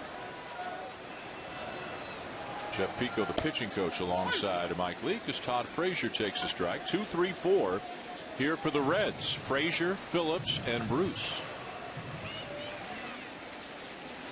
This is where you think, if you're a Reds fan, you got to hope that they can string together some good at bats, and Wainwright makes a mistake and they take advantage of it, try to get back in this game. 69 miles an hour. And paused more in his delivery there than he does. And Mike Matheny talked to us before the game. He said Wainwright loves kind of inventing things on the fly, not only messing around with pitches, but messing around with his windup at times in the middle of a game. Yeah, he'll stop, he'll hesitate, he'll quick pitch. I mean, you remember last year in the World Series, pitching to David Ortiz, he had a couple different things he did. Ground ball to third. And Carpenter across the diamond for out number 1.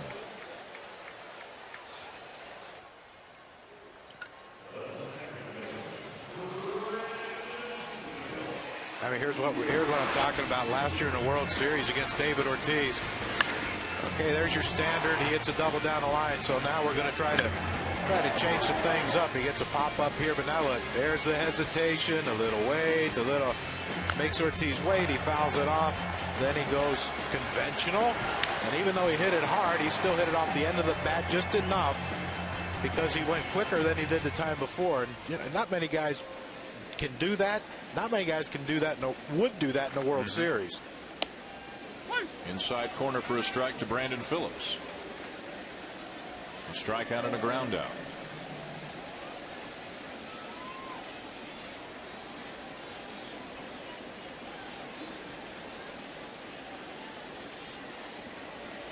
Brandon Phillips a little confused up there. That first pitch he swung at the breaking ball, he thought was a fastball, and he was going to go deep and put the Reds ahead 1-0 early.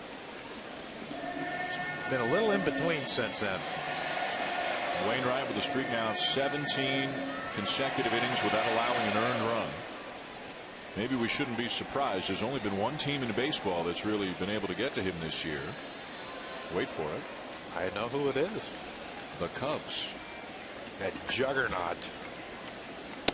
The Cubs have scored, or let's say it this way, Wainwright has allowed 12 earned runs in 3 starts against the Cubs. He's allowed 3 earned runs in his other 7 starts, make it 8, including tonight. What do they got, his pitches or something? Is he tipping, or I don't know, but you buddy up to someone on the Cubs and call them and say, what do you see? Why can you hit him and we can't? Because you know Wainwright's not going, okay, it's the Cubs, I can take. He's not like that. He's not taking a break on any team. He pitches to guys in the minor league games in spring training the same as he would pitch to the guys in the big leagues. He's going to give you everything he's got. But I would call someone on the Cubs and say, what's the deal?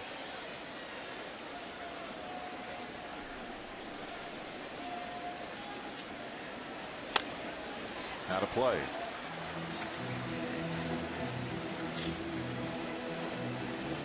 That's when you know it's a difficult matchup against you, when he's fighting pitches off with a 2-1 count.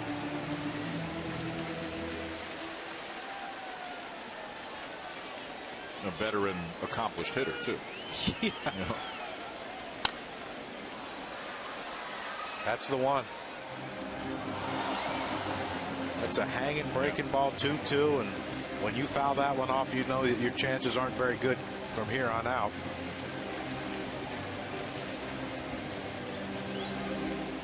You don't expect Wainwright to make 2 mistakes in an at-bat.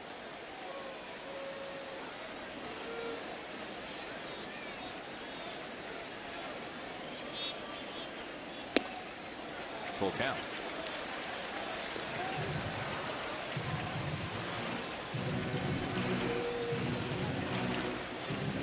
Doesn't display a lot of emotion out there. You can't really tell if he's upset with himself, if he's in a good groove, if he's scuffling. Just catches the ball, looks in, throws the next pitch.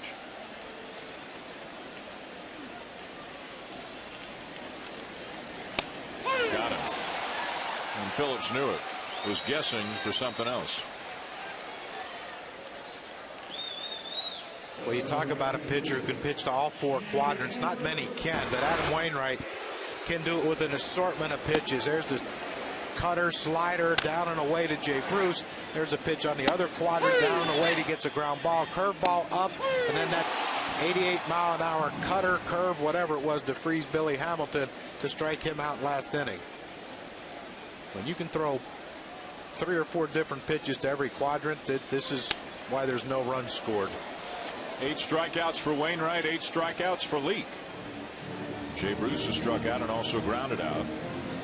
Wainwright's been starting off most of the hitters with strike one as well. As you can see, 16 out of 22.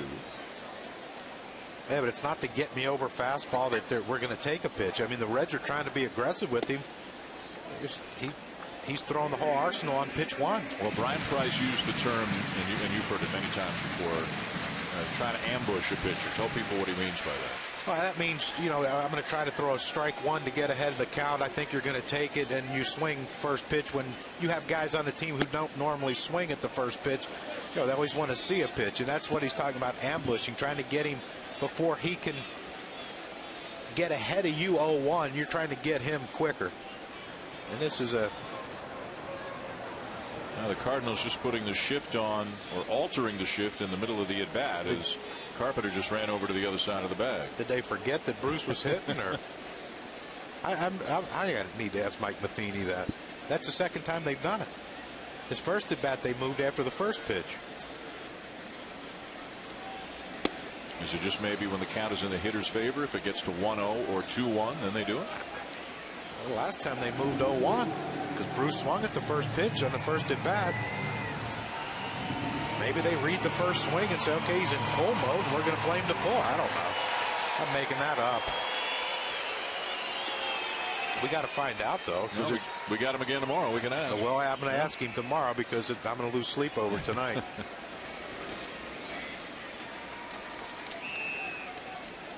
A full count on Bruce. You know, it's a shame watching Tony Cruz block those balls. He doesn't have no one to learn from in this organization. Pretty much an island unto himself. He's, you know, going to have to learn on the fly.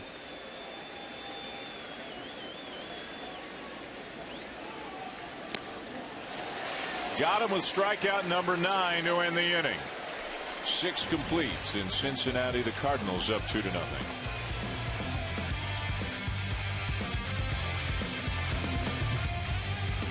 Baseball presented by Taco Bell is brought to you by Chevrolet. Find new roads. And by Kellogg's Frosted Flakes cereal. They're great. Nicely done. You're so much fun to have around. Me and Dickie V, baby. I feel so bad for you. Top of the 7th, and the Cardinals lead the Reds 2-0 here in Cincinnati. And we have a new pitcher for Cincinnati. Left-hander Manny Parra. So you wonder, again, if maybe that next situation is bothering Lee. Or he was close to 100 pitches, wasn't he?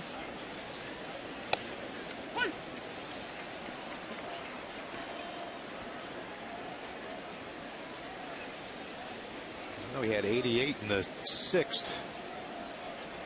Peter Pasquarelli telling us 93 is what he finished with tonight. We might not want to go by that. Wow. Is Carpenter, top of the order for the Cardinals, and he hooks the ball over the head of Pena down the right field line. Carpenter thinking 2. Safe at second base.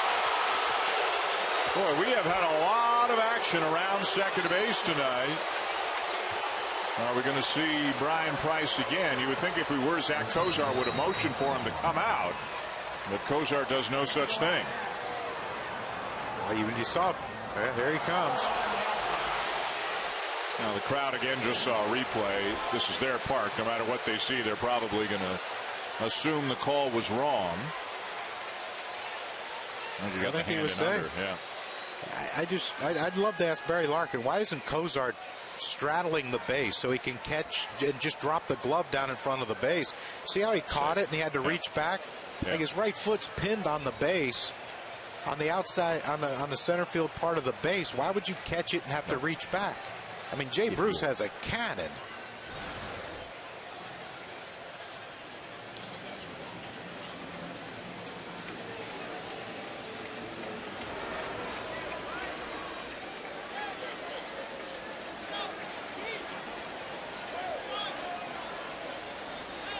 Now remember, the Reds lost a challenge earlier tonight, so they're out. So even if Brian Price wanted to, he couldn't force a review. He would have to ask the umpires. They would have to do it of their own accord. But I mean, he was safe anyways. We saw on the replay. So here we go with Colton Wong, 2 for 3, including an RBI. And a strike taken as he shows bunt. Yeah, well, this is a get me over situation. 2-run lead. You like to get that third run to, make two guys get on the base before they have a chance to tie it. And we've seen how difficult that is for getting two guys on base with Adam Wainwright pitching tonight. But Colton Wong has to get him over.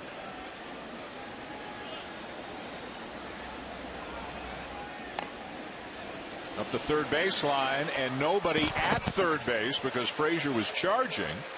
So the only play Mesoraco had was to first.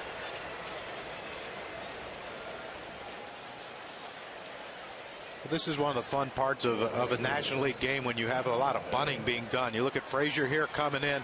Cozart was trying to keep Carpenter close at second base, and that's a play where Frazier has to read. He knows that there's a pretty good chance that he's never going to get to that ball, but you try to retreat. Mesoraco, of course, picked it up and took a look at third base, but Frazier couldn't get back in time. There's no way. Just a perfect bunt by Colton Wong. And the infield now forced in for the Reds, not wanting to concede another run. I wouldn't think playing the infield in with Matt Holliday at the plate is the best feeling for an infielder. Against the lefty, too.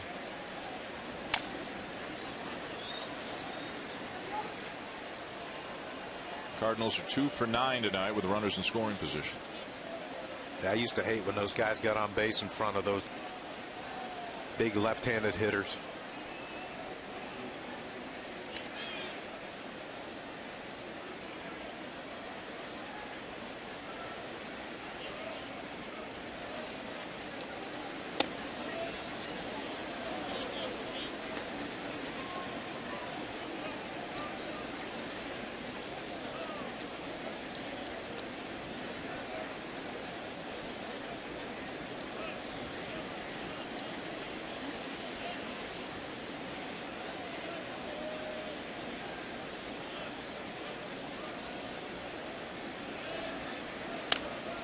Fouled back, 1-2. Right-hander Sam LeCure getting up at the pen now for the Reds. That was Aroldis Chapman helping to retrieve a loose baseball there. I think all of baseball glad to see Chapman back after that terrifying incident back in spring training when he was hit in the face by the batted ball. Suffered some facial fractures, but has come back, in Brian Price's words, even better than he was. So you're telling me that everyone's happy he's back. Little number up the third baseline. That ball's going to stay fair, and it's rifled down the line and into the seats by Mesoraco. A run will score, and Holliday will get second on the play.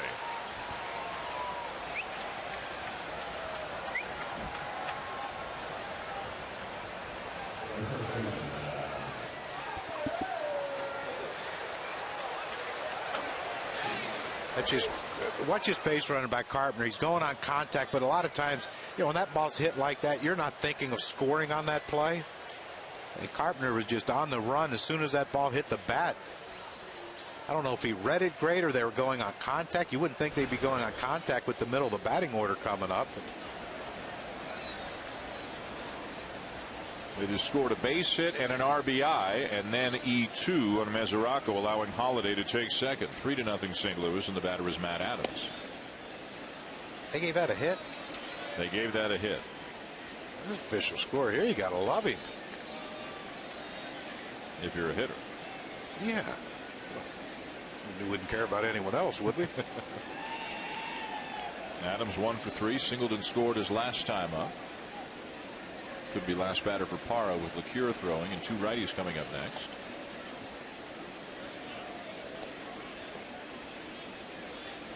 The Cardinals have taken 9 of the last 10 series between these two teams.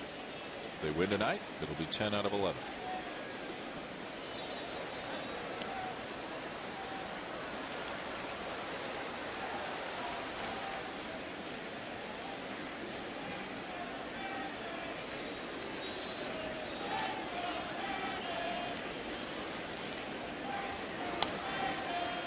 Nothing but sliders from Parra to Adams. Well, with the two swings that he's taken on those sliders, I don't blame him for Parra for throwing them. This is when you have to tell yourself to stay in, keep that front shoulder in, try to drive the ball the other way. If he's going to continue to throw balls out over the plate, sliders down and away, you got to try to stay in. It's hard enough to hit it when you do it right, but when you have a little pull off like Adams has right now, it makes it a lot more difficult. Missed away with a fastball at 94.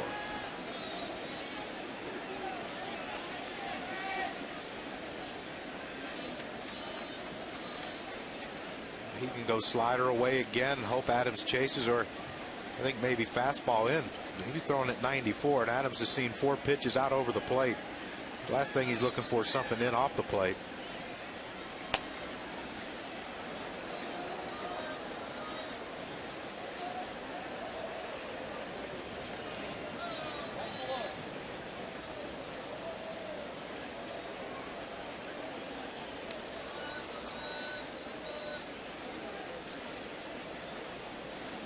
Two and two on Matt Adams.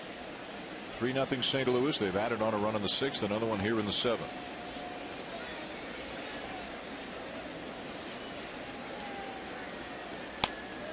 And a bouncer back to the mound. They've got the runner hung up.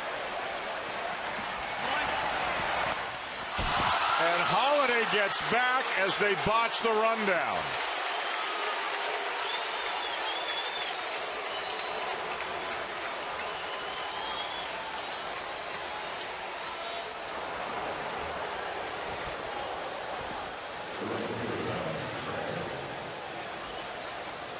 Brian Price to the mound to make a pitching change.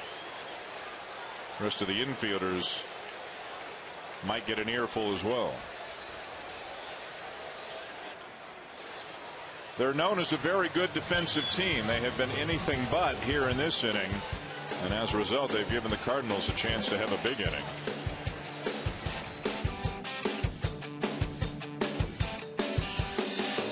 Several aspects of the Reds' performance here tonight. This inning, though, John, it would be execution defensively. Yeah, Mesoraco made a big error to get Holiday to second base, and then when Holiday was at second base, they had a chance to get him off of second base without having to advance. And Manny Parra right here makes a great play. You run it. Once he starts going back right there, you throw it, because you see Zach Cozart. Once Matt Holiday started coming back towards second, Cozart starts taking a step up, saying, now, give me the ball. Parra waited and waited, and then threw a dart from 5 feet away from him that Cozart couldn't come up with, because he's trying to retreat back to second base. Parra needed to get that ball to him quicker, and once he did, that would have been a Holiday's out, and you would think bad base running, and Adams is still at first. So the error actually charged to Cozart, but the mistake you're saying belonged to Parra. Yes. And now Sam LeCure has had an outstanding season for the Reds, comes in with a run in, runners at first and second, and still only 1 out. 2 errors committed this inning by the Reds. And a pitch inside to Alan Craig, who has grounded out, singled, and walked.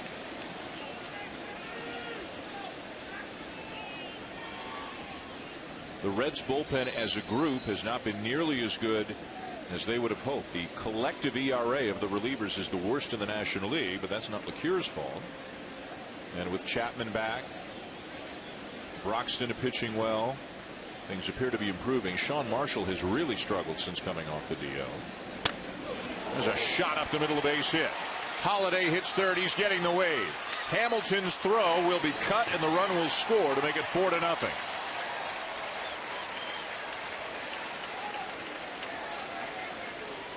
Well, this is the Cardinals of 2013. Make a mistake, put runners in scoring position, don't get an out when you should get an out, and we're going to make you pay for it. Alan Craig's starting to get heated up, too, with them runners in scoring position. I mean, LeClaire right here tries to throw just a fastball, 87 mile an hour, and it just came right over the center of the plate. You know the approach, up the middle the other way with runners in scoring position. He almost hit LeClaire right in the back with that line drive. Oh man, how'd that miss?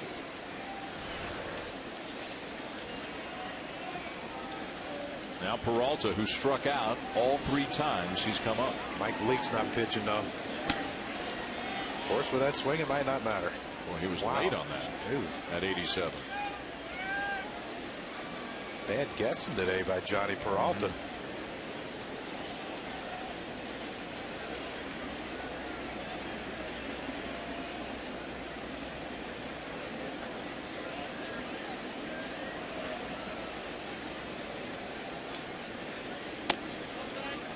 little bit outside.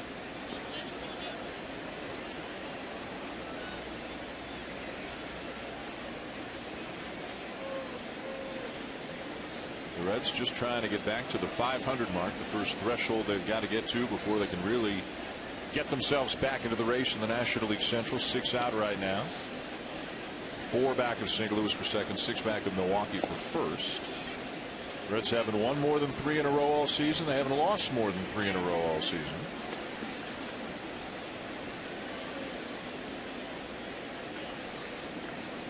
He doesn't seem too troubled right now. She doesn't seem too troubled right now. It's all about the sugar. You see the standings. Milwaukee's kind of, like you said, they slowed up a little bit. They had some injuries. Ryan Braun missed some time. Carlos Gomez has missed some time, but then suspension.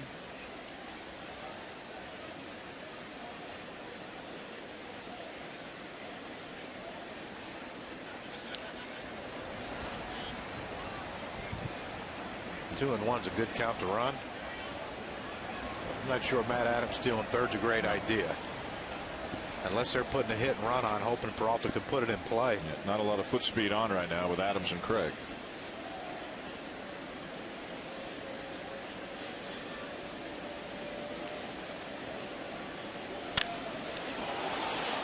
High in the air to right center.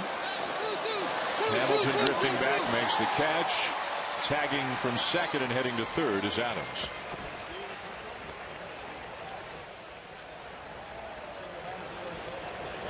Celebrate Sunday all season long with special ticket offers. Head to the ballpark with your friends and family. Go to MLB.com/Sunday. Follow every Major League Baseball game with MLB.com at bat for your mobile device. Get scores, stats, highlights, live audio, and more. Text at bat to 31826 or visit MLB.com for details. So first and third, 2 down, and here's John Jay, 0 for 3.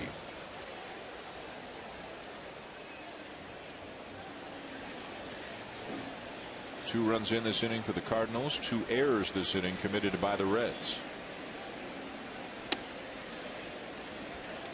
who have been held to just 3 hits through 6 innings by Adam Wainwright.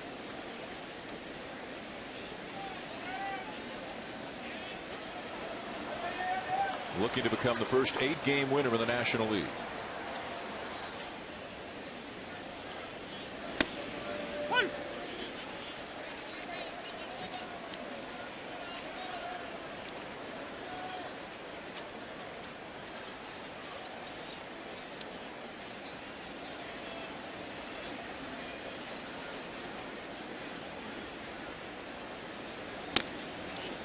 Two and one.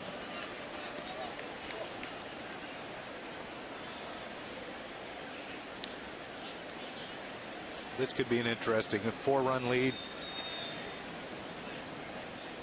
Maybe put the runner in motion, have John Jay to see if that defense will move and open up a hole for him.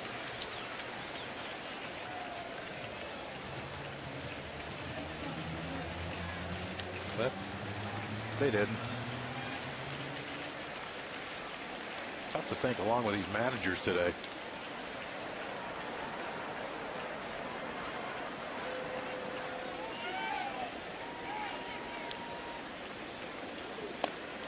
And a full count means that Craig will be on the move from first. And that means Pena is going to back up, play behind the runner.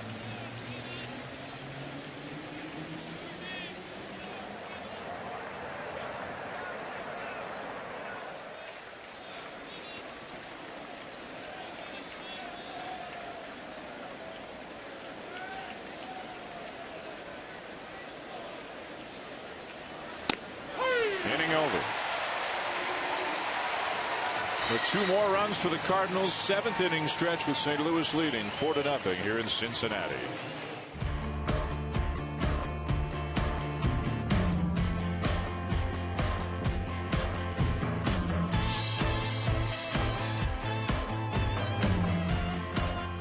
There goes, and safe at second is Wong.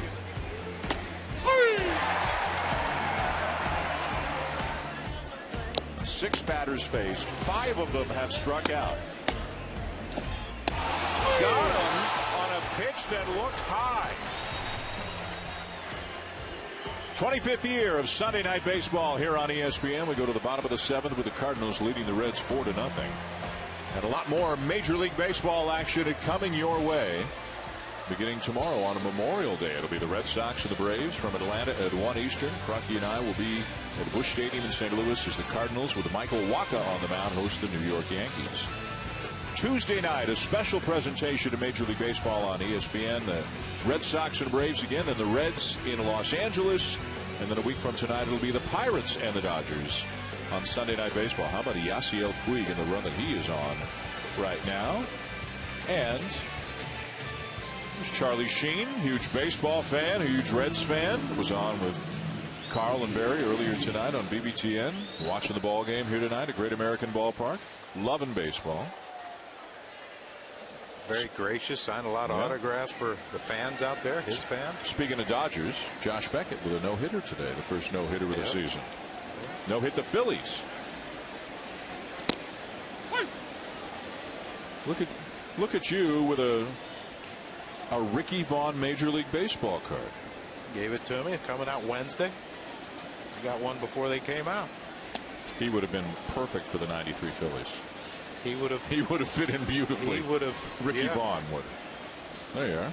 There's a few on that team that probably would have. Serrano. Yeah.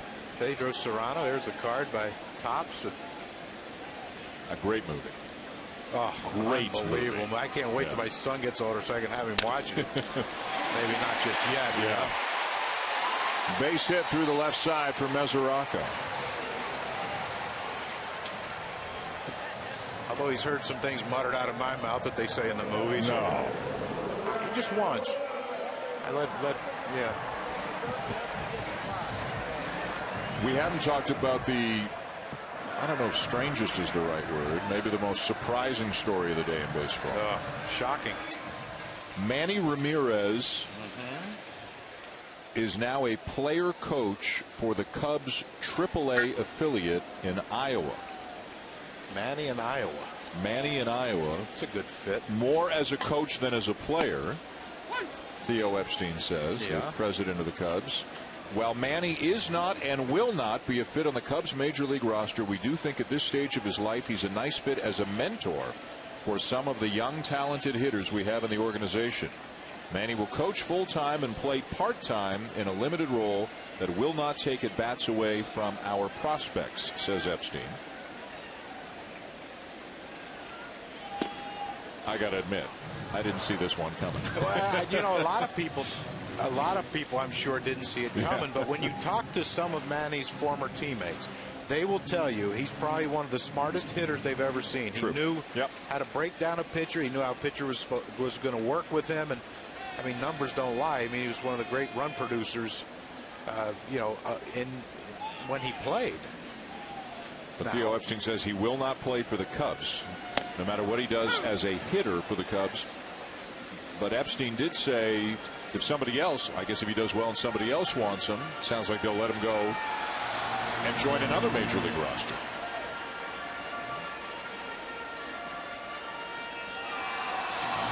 Would you take him right now? If you're who? If you're starving for offense? Who needs an offensive player? 41 years of age. I think it's risky. But Ludwig with a line drive single. First and second, nobody out. First and second, and the two guys who have hit him today, hit Wainwright today, and Pena and Cozart coming up.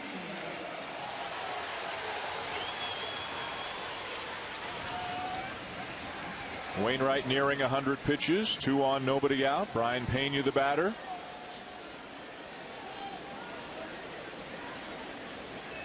And it looks like starting to stir a little bit in that Cardinal pen.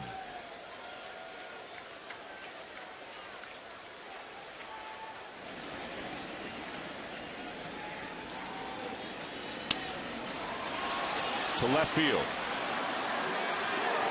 Matt Holliday, 1 down. Up in the pen for the Cardinals. Left-hander Randy Choate and right-hander Carlos Martinez. He dialed one up over 100 last night, didn't he? Brought Martinez in the 6th inning last night to get out of a jam, and then he pitched in the 7th inning as well. Through 26 pitches. Kevin Segrist went on the DL yesterday for the Cardinals. They recalled left-hander Sam Freeman in his place.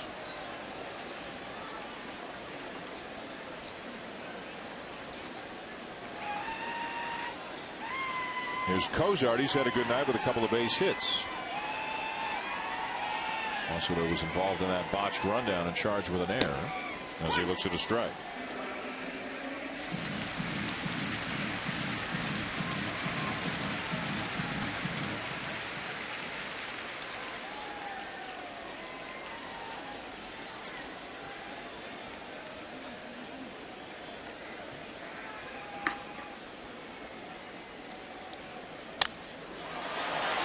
Right field, pretty well hit, but back is Craig to make the catch for the 2nd out. Mesoraco will tag and come to 3rd.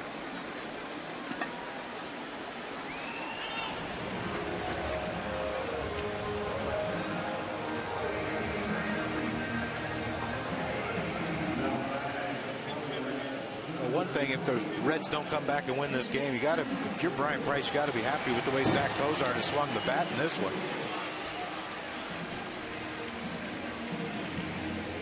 Skip Schumacher, the former Cardinal, is going to come up as a pinch hitter.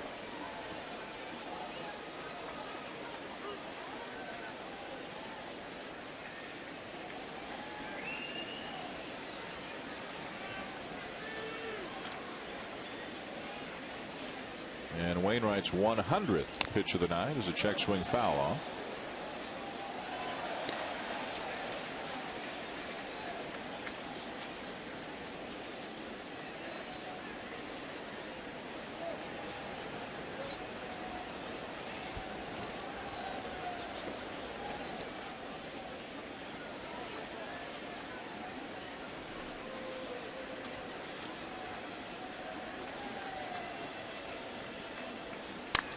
Oh, and 2.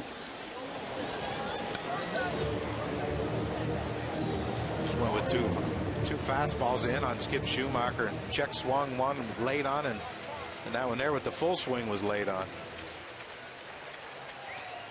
I don't think I'd speed up his bat. Would you? I'm with you. I'm following your lead. Taking your advice. You're a sick man. Dropped a curveball on him. Maybe that's why he's so hard to hit. Because every time you think you know what's coming, you're exactly wrong. Yeah. You wonder if there's a way you go up there and think, okay, here's what he should throw, but I'm not going to look for it. Did you ever go up against a pitcher and say, every time I'm guessing wrong, so now I'm going to go against what I believe in and guess the opposite? No. Sadly, I trusted my brain.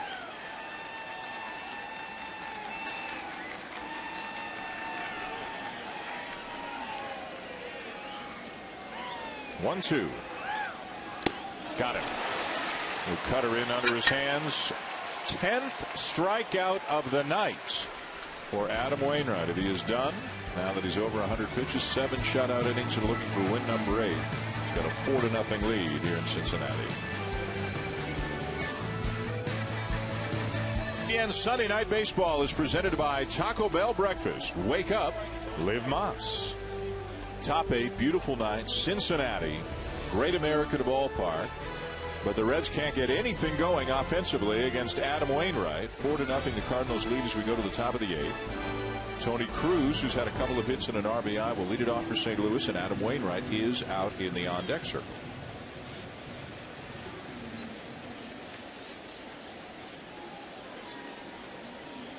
Well, he's only pitched 7 innings. You'd think he'd be out there.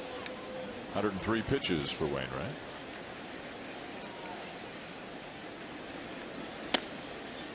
J.J. Hoover on the mound for the Reds. Making his 18th appearance of the season, has an ERA over 7. He's walked 12 batters in 16 2/3 innings.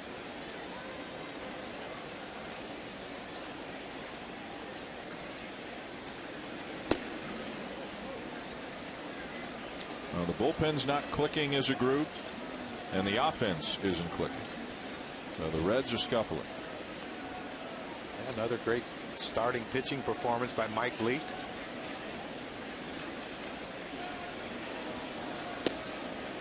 Good breaking ball.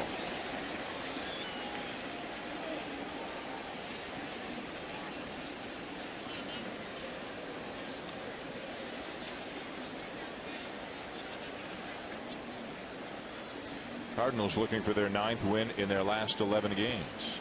Trying to keep pace with Milwaukee. The Brewers beating the Marlins earlier today. 7-1 as Cruz swings through.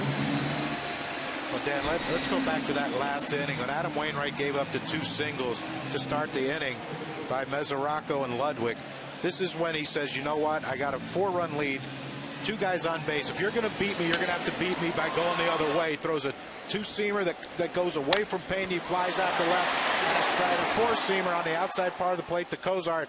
If you're going to hit it out the other way, I'll tip my hat to you, but I'm not going to give you anything to drive. And he gets 2 fly balls and gets out of the inning, of course, with no runs being scored. That's how smart this young man is. If I asked you right now, pick one starting pitcher just for this year, just for the next 4 months and into October, to lead your staff, who would it be?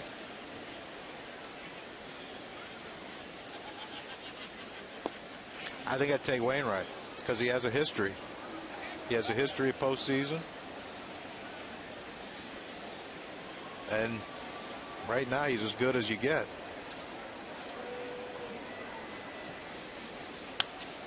Now to play 1-2. And he can hit. And he's funny. So yeah, you got everything covered. I mean, what are you going to do with him the 4 days he ain't pitching? Tell me a joke or something, you know. I think I believe right now I'd go with Adam Wainwright.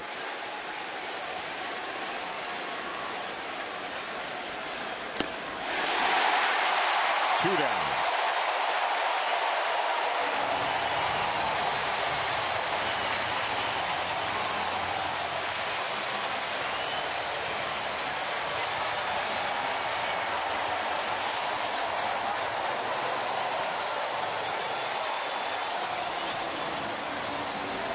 Free pizza for everyone. I guess they reached the strikeout threshold.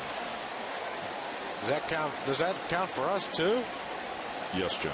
More than 10. More than 10 strikeouts. Well, we don't have a ticket though. You have to have a ticket. I'll get you some pizza. Why? I'm sure we can't just call the pizza place. Hey, I was at the game. They have to give out like how many people live in Cincinnati? They have to give them all out. I want some pizza now. How would you feel as a player, a Reds player? You're down 4-0 and the place goes nuts for the 11th strikeout of the game. Would that bother you? Well, like I've gone through most of my life, I'd have been oblivious to it probably. That's the biggest cheer they've had tonight. Well, they're getting free pizza. Fair. If I was a player, I'd be happy too. Yep.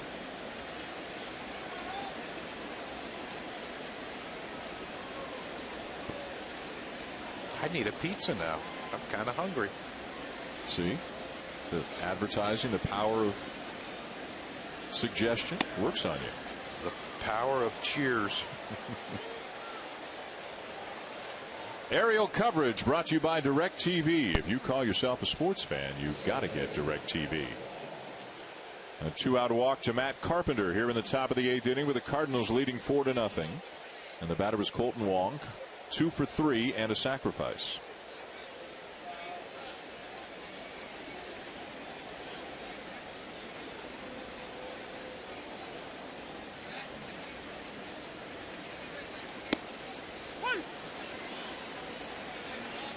'94 looks like a hard 94 from Hoover, doesn't it? He gets on you pretty quick.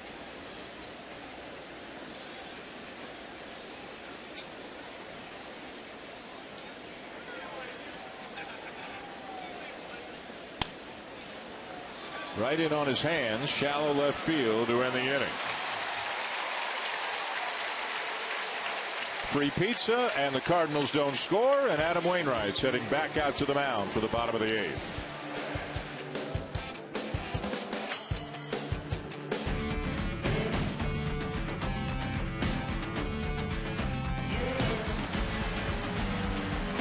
Sunday Night Baseball on ESPN from Great American Ballpark in Cincinnati. At Adam Wainwright back on the mound for the bottom of the 8th, throwing a 5-hit shutout right now, looking for his 8th win of the season. And he starts the inning at 103 pitches, 73 of them strikes. Billy Hamilton, 2 strikeouts and a walk. So 0 for 6 with 6 strikeouts and that walk against Wainwright this year and in his career.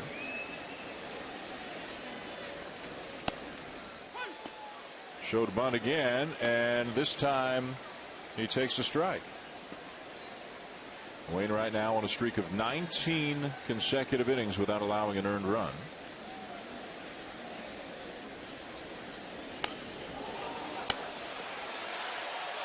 Just beyond the reach of Cruz.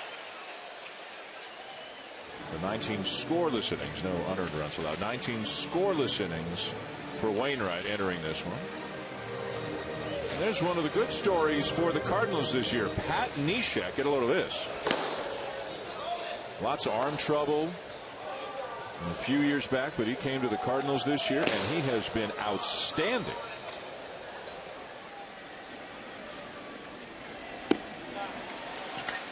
Billy Hamilton doesn't want to see Adam Wainwright again anytime soon.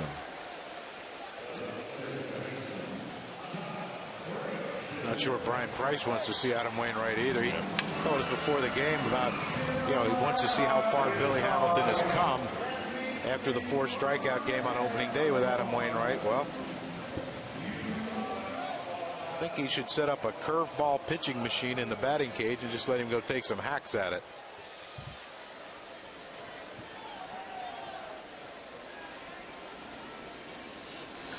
Eleventh strikeout for Wainwright. His career high is 12. Todd Frazier, the batter, he's 0 for 3. Really? Thought that would be higher.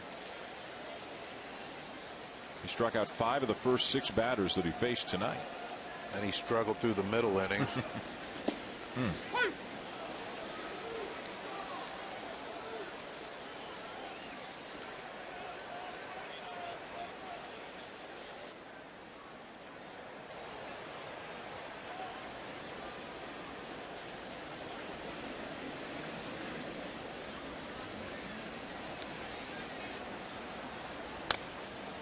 One and 2.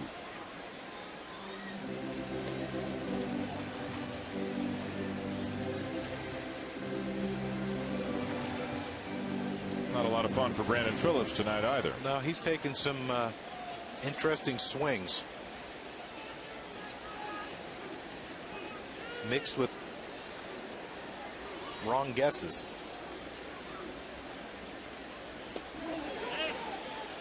He didn't go.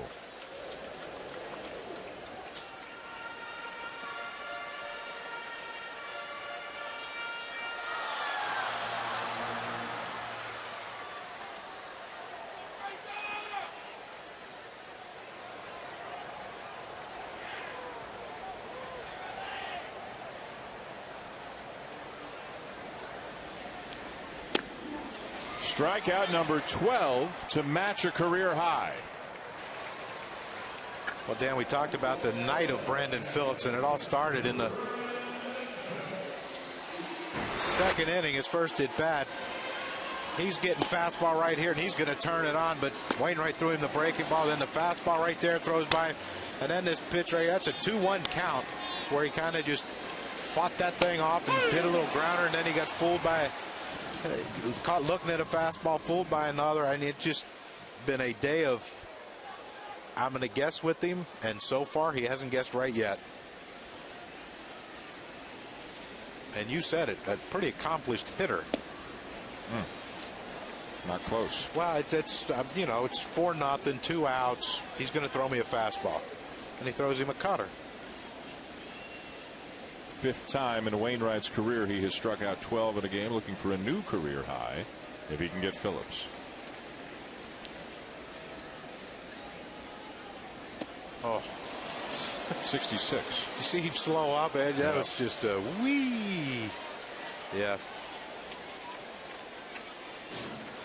I mean, watch Wainwright just. It's like your first warm-up pitch of the night. And look at Phillip. I see it. I see it. I see it. It's gone. Look how far out in front. I'm not even going to guess what this one is. It could be any one of the 10 he has.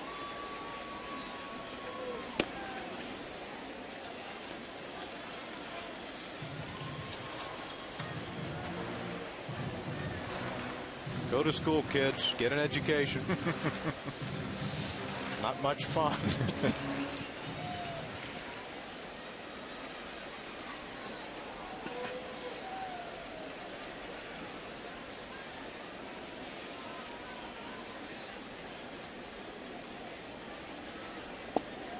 Not this time on the breaking ball. 2-2 on Phillips. Well, this could add insult to injury. If he throws that two-seamer running in on his hands and he gets jammed and breaks his bat.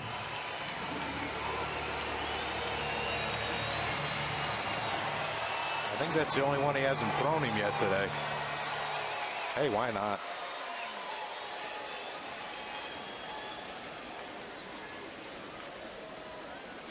Well, here comes something in. Oh, we got it. But Jay is there, and that'll end the inning. Given the pitch count, in all likelihood, the end of the night for Wainwright, about 8 shutout innings tonight here in Cincinnati. Been in baseball this year. Adam Wainwright had another terrific night. 8 shutout innings, 12 strikeouts to match a career high, 5 hits allowed, walked only 1, and is in pretty good shape to pick up his 8th win of the season right now.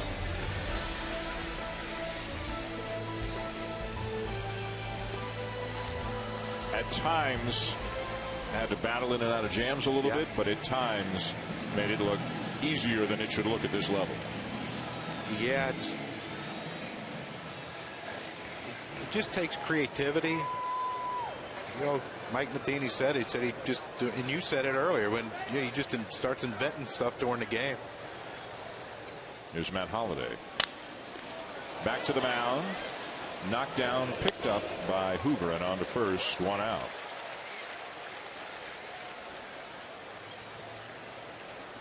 Cincinnati heading off to Los Angeles. They'll take on the Dodgers tomorrow night. The Cardinals head home tonight for the beginning of a 9-game homestand. They were on the road almost constantly at the beginning of the year, 26 of their first 38.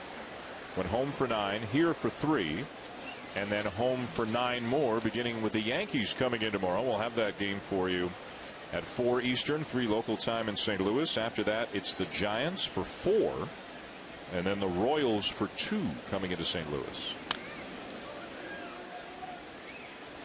That's a series to keep an eye on. Giants and Cardinals. Yeah. Thursday through Sunday.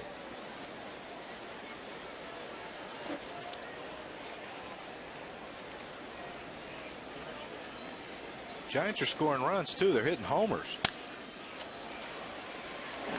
Adams goes the other way again. Second opposite field base hit for him tonight.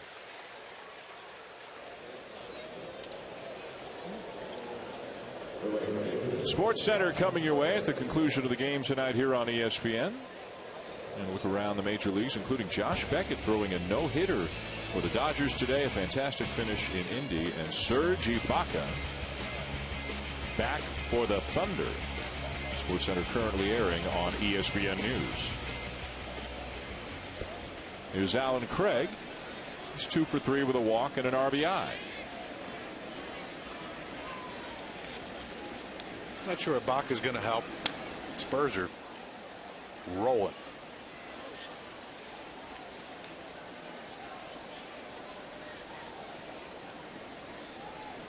Is she a Cardinals fan or a Reds fan?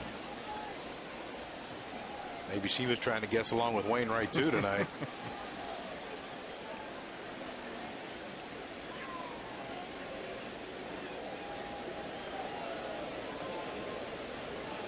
Runner's going, and it's popped a mile up in the air. Phillips out, Bruce in. Bruce makes the catch, 2 down.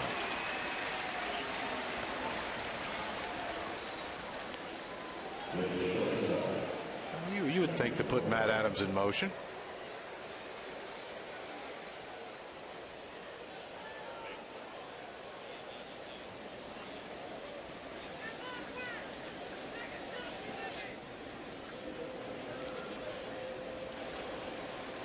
Here's Johnny Peralta for 4, 3 strikeouts.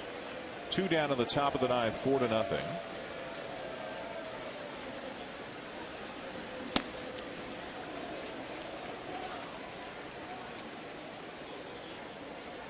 Choate's up. Is Choate coming in? Or is Wainwright coming back?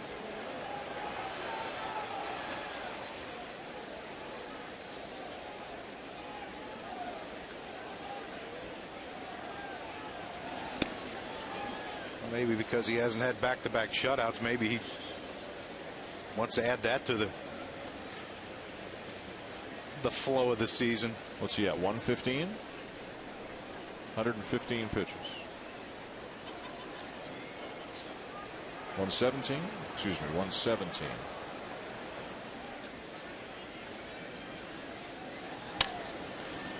We're going to have our answer soon enough.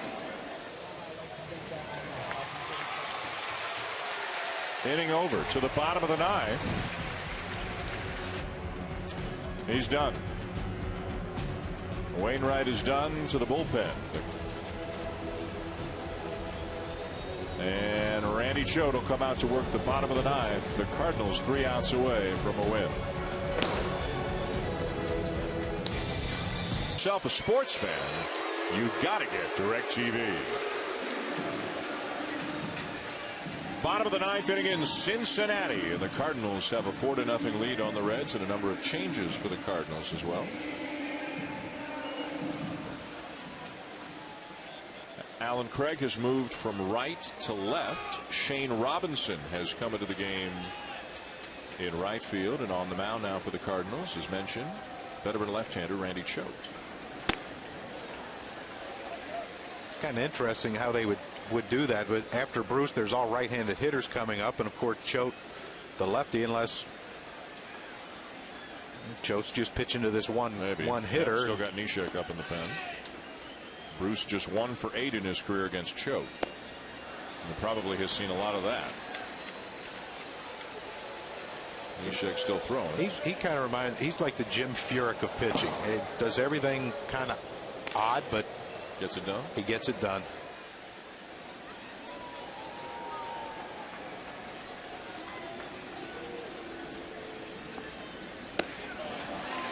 Three pitches and he strikes out Bruce. And that's all. So it's a quick night at the office for Randy Choate.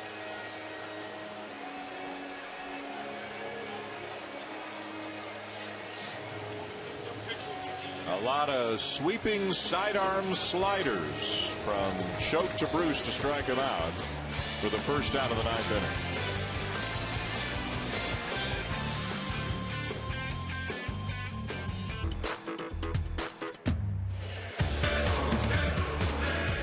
Back in Cincinnati along with John Kruk. I'm Dan Schulman. Sunday Night Baseball on ESPN. One down in the bottom of the 9th. And Mike Matheny goes to his bullpen for right-hander Pat Neshek, who has had an outstanding season so far out of the Cardinal pen. Signed in the offseason. You can see the ERA is under 1. Neshek has not allowed a run since April the 9th. 18 consecutive scoreless appearances for a guy who's been with the Twins, the Padres, the A's, and now the Cardinals. All kinds of arm trouble back in really from 2008 through to about 2011. Got healthy as an A late in 2012, but a good year last year with Oakland. Signed with St. Louis in the offseason. And as you can see, especially if you're a right-handed batter, he's no fun.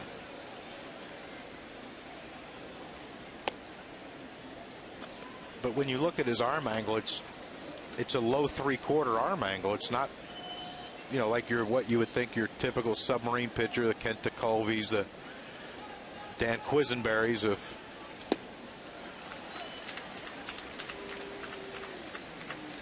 You know, he looks like he's going to do. He looks like he's going to drop down and throw it from there, but then all of a sudden the arm comes back up. But as you can see.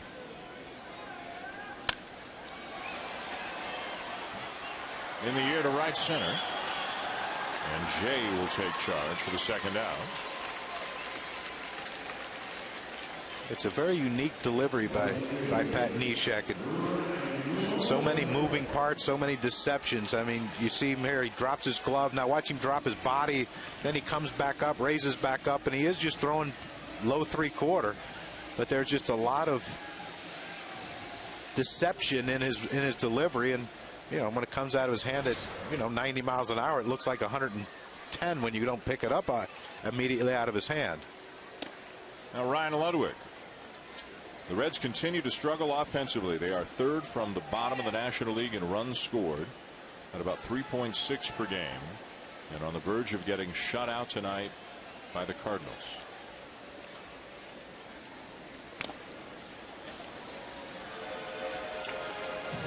Adam Wainwright tonight, 8 innings, 5 hits, 1 walk, 12 strikeouts. You're going to have to work on rally caps these days. Yeah, that's for this team right now.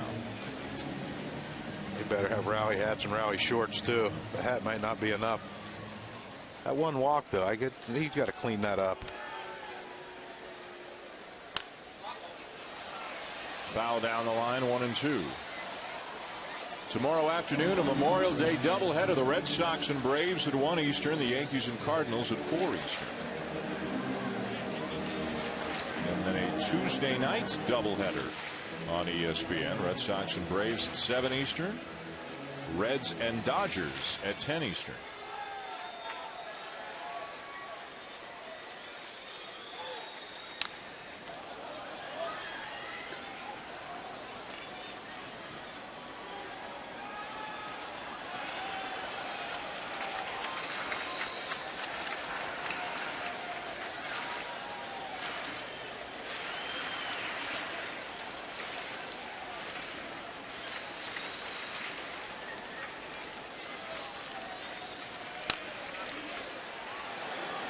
Here comes Craig. Can't get there. And Ludwig with his second hit of the game.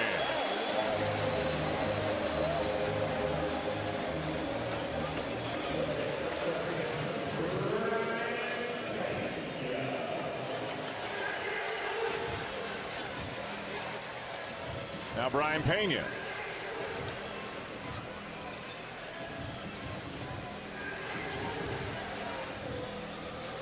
Just in case, the Cardinal closer is up, Trevor Rosenthal.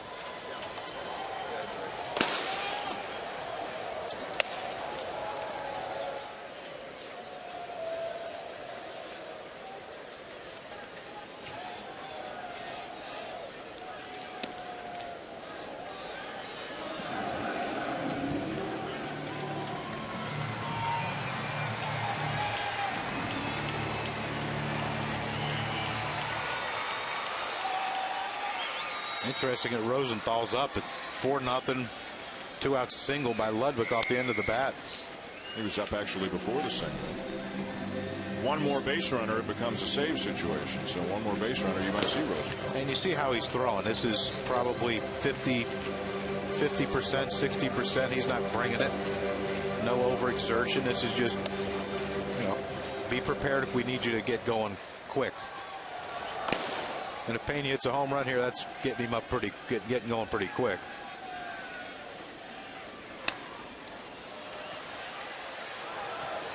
Left side, but out of play.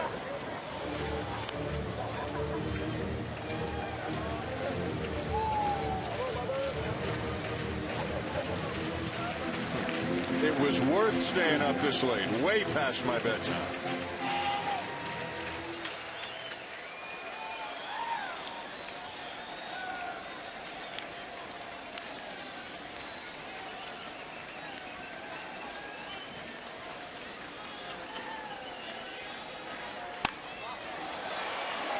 Ripped foul down the right side.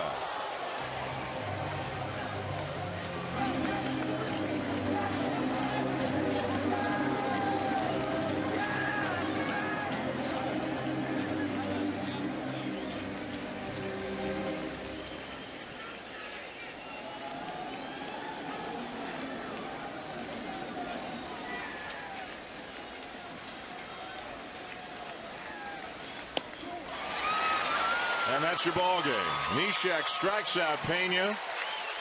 And the Cardinals win it 4-0 to take 2 out of 3 and remain a game and a half back in Milwaukee after the Brewers won earlier today. The Reds fall to 22-26 as they slip a little bit further back in the National League Central. St. Louis is now won 9 out of 11, and they'll head home for a 9-game homestand, beginning with a game against the Yankees that we'll have for you tomorrow afternoon at 4 Eastern on a Memorial Day right here on ESPN. You can also catch up on all the day's baseball news with Baseball Tonight tomorrow night at 10 Eastern on ESPN2. Tonight, SportsCenter is coming up next. This has been a presentation of ESPN, the worldwide leader in sports. For John Kruk and our entire ESPN Sunday Night Baseball crew, I'm Dan Shulman saying so long.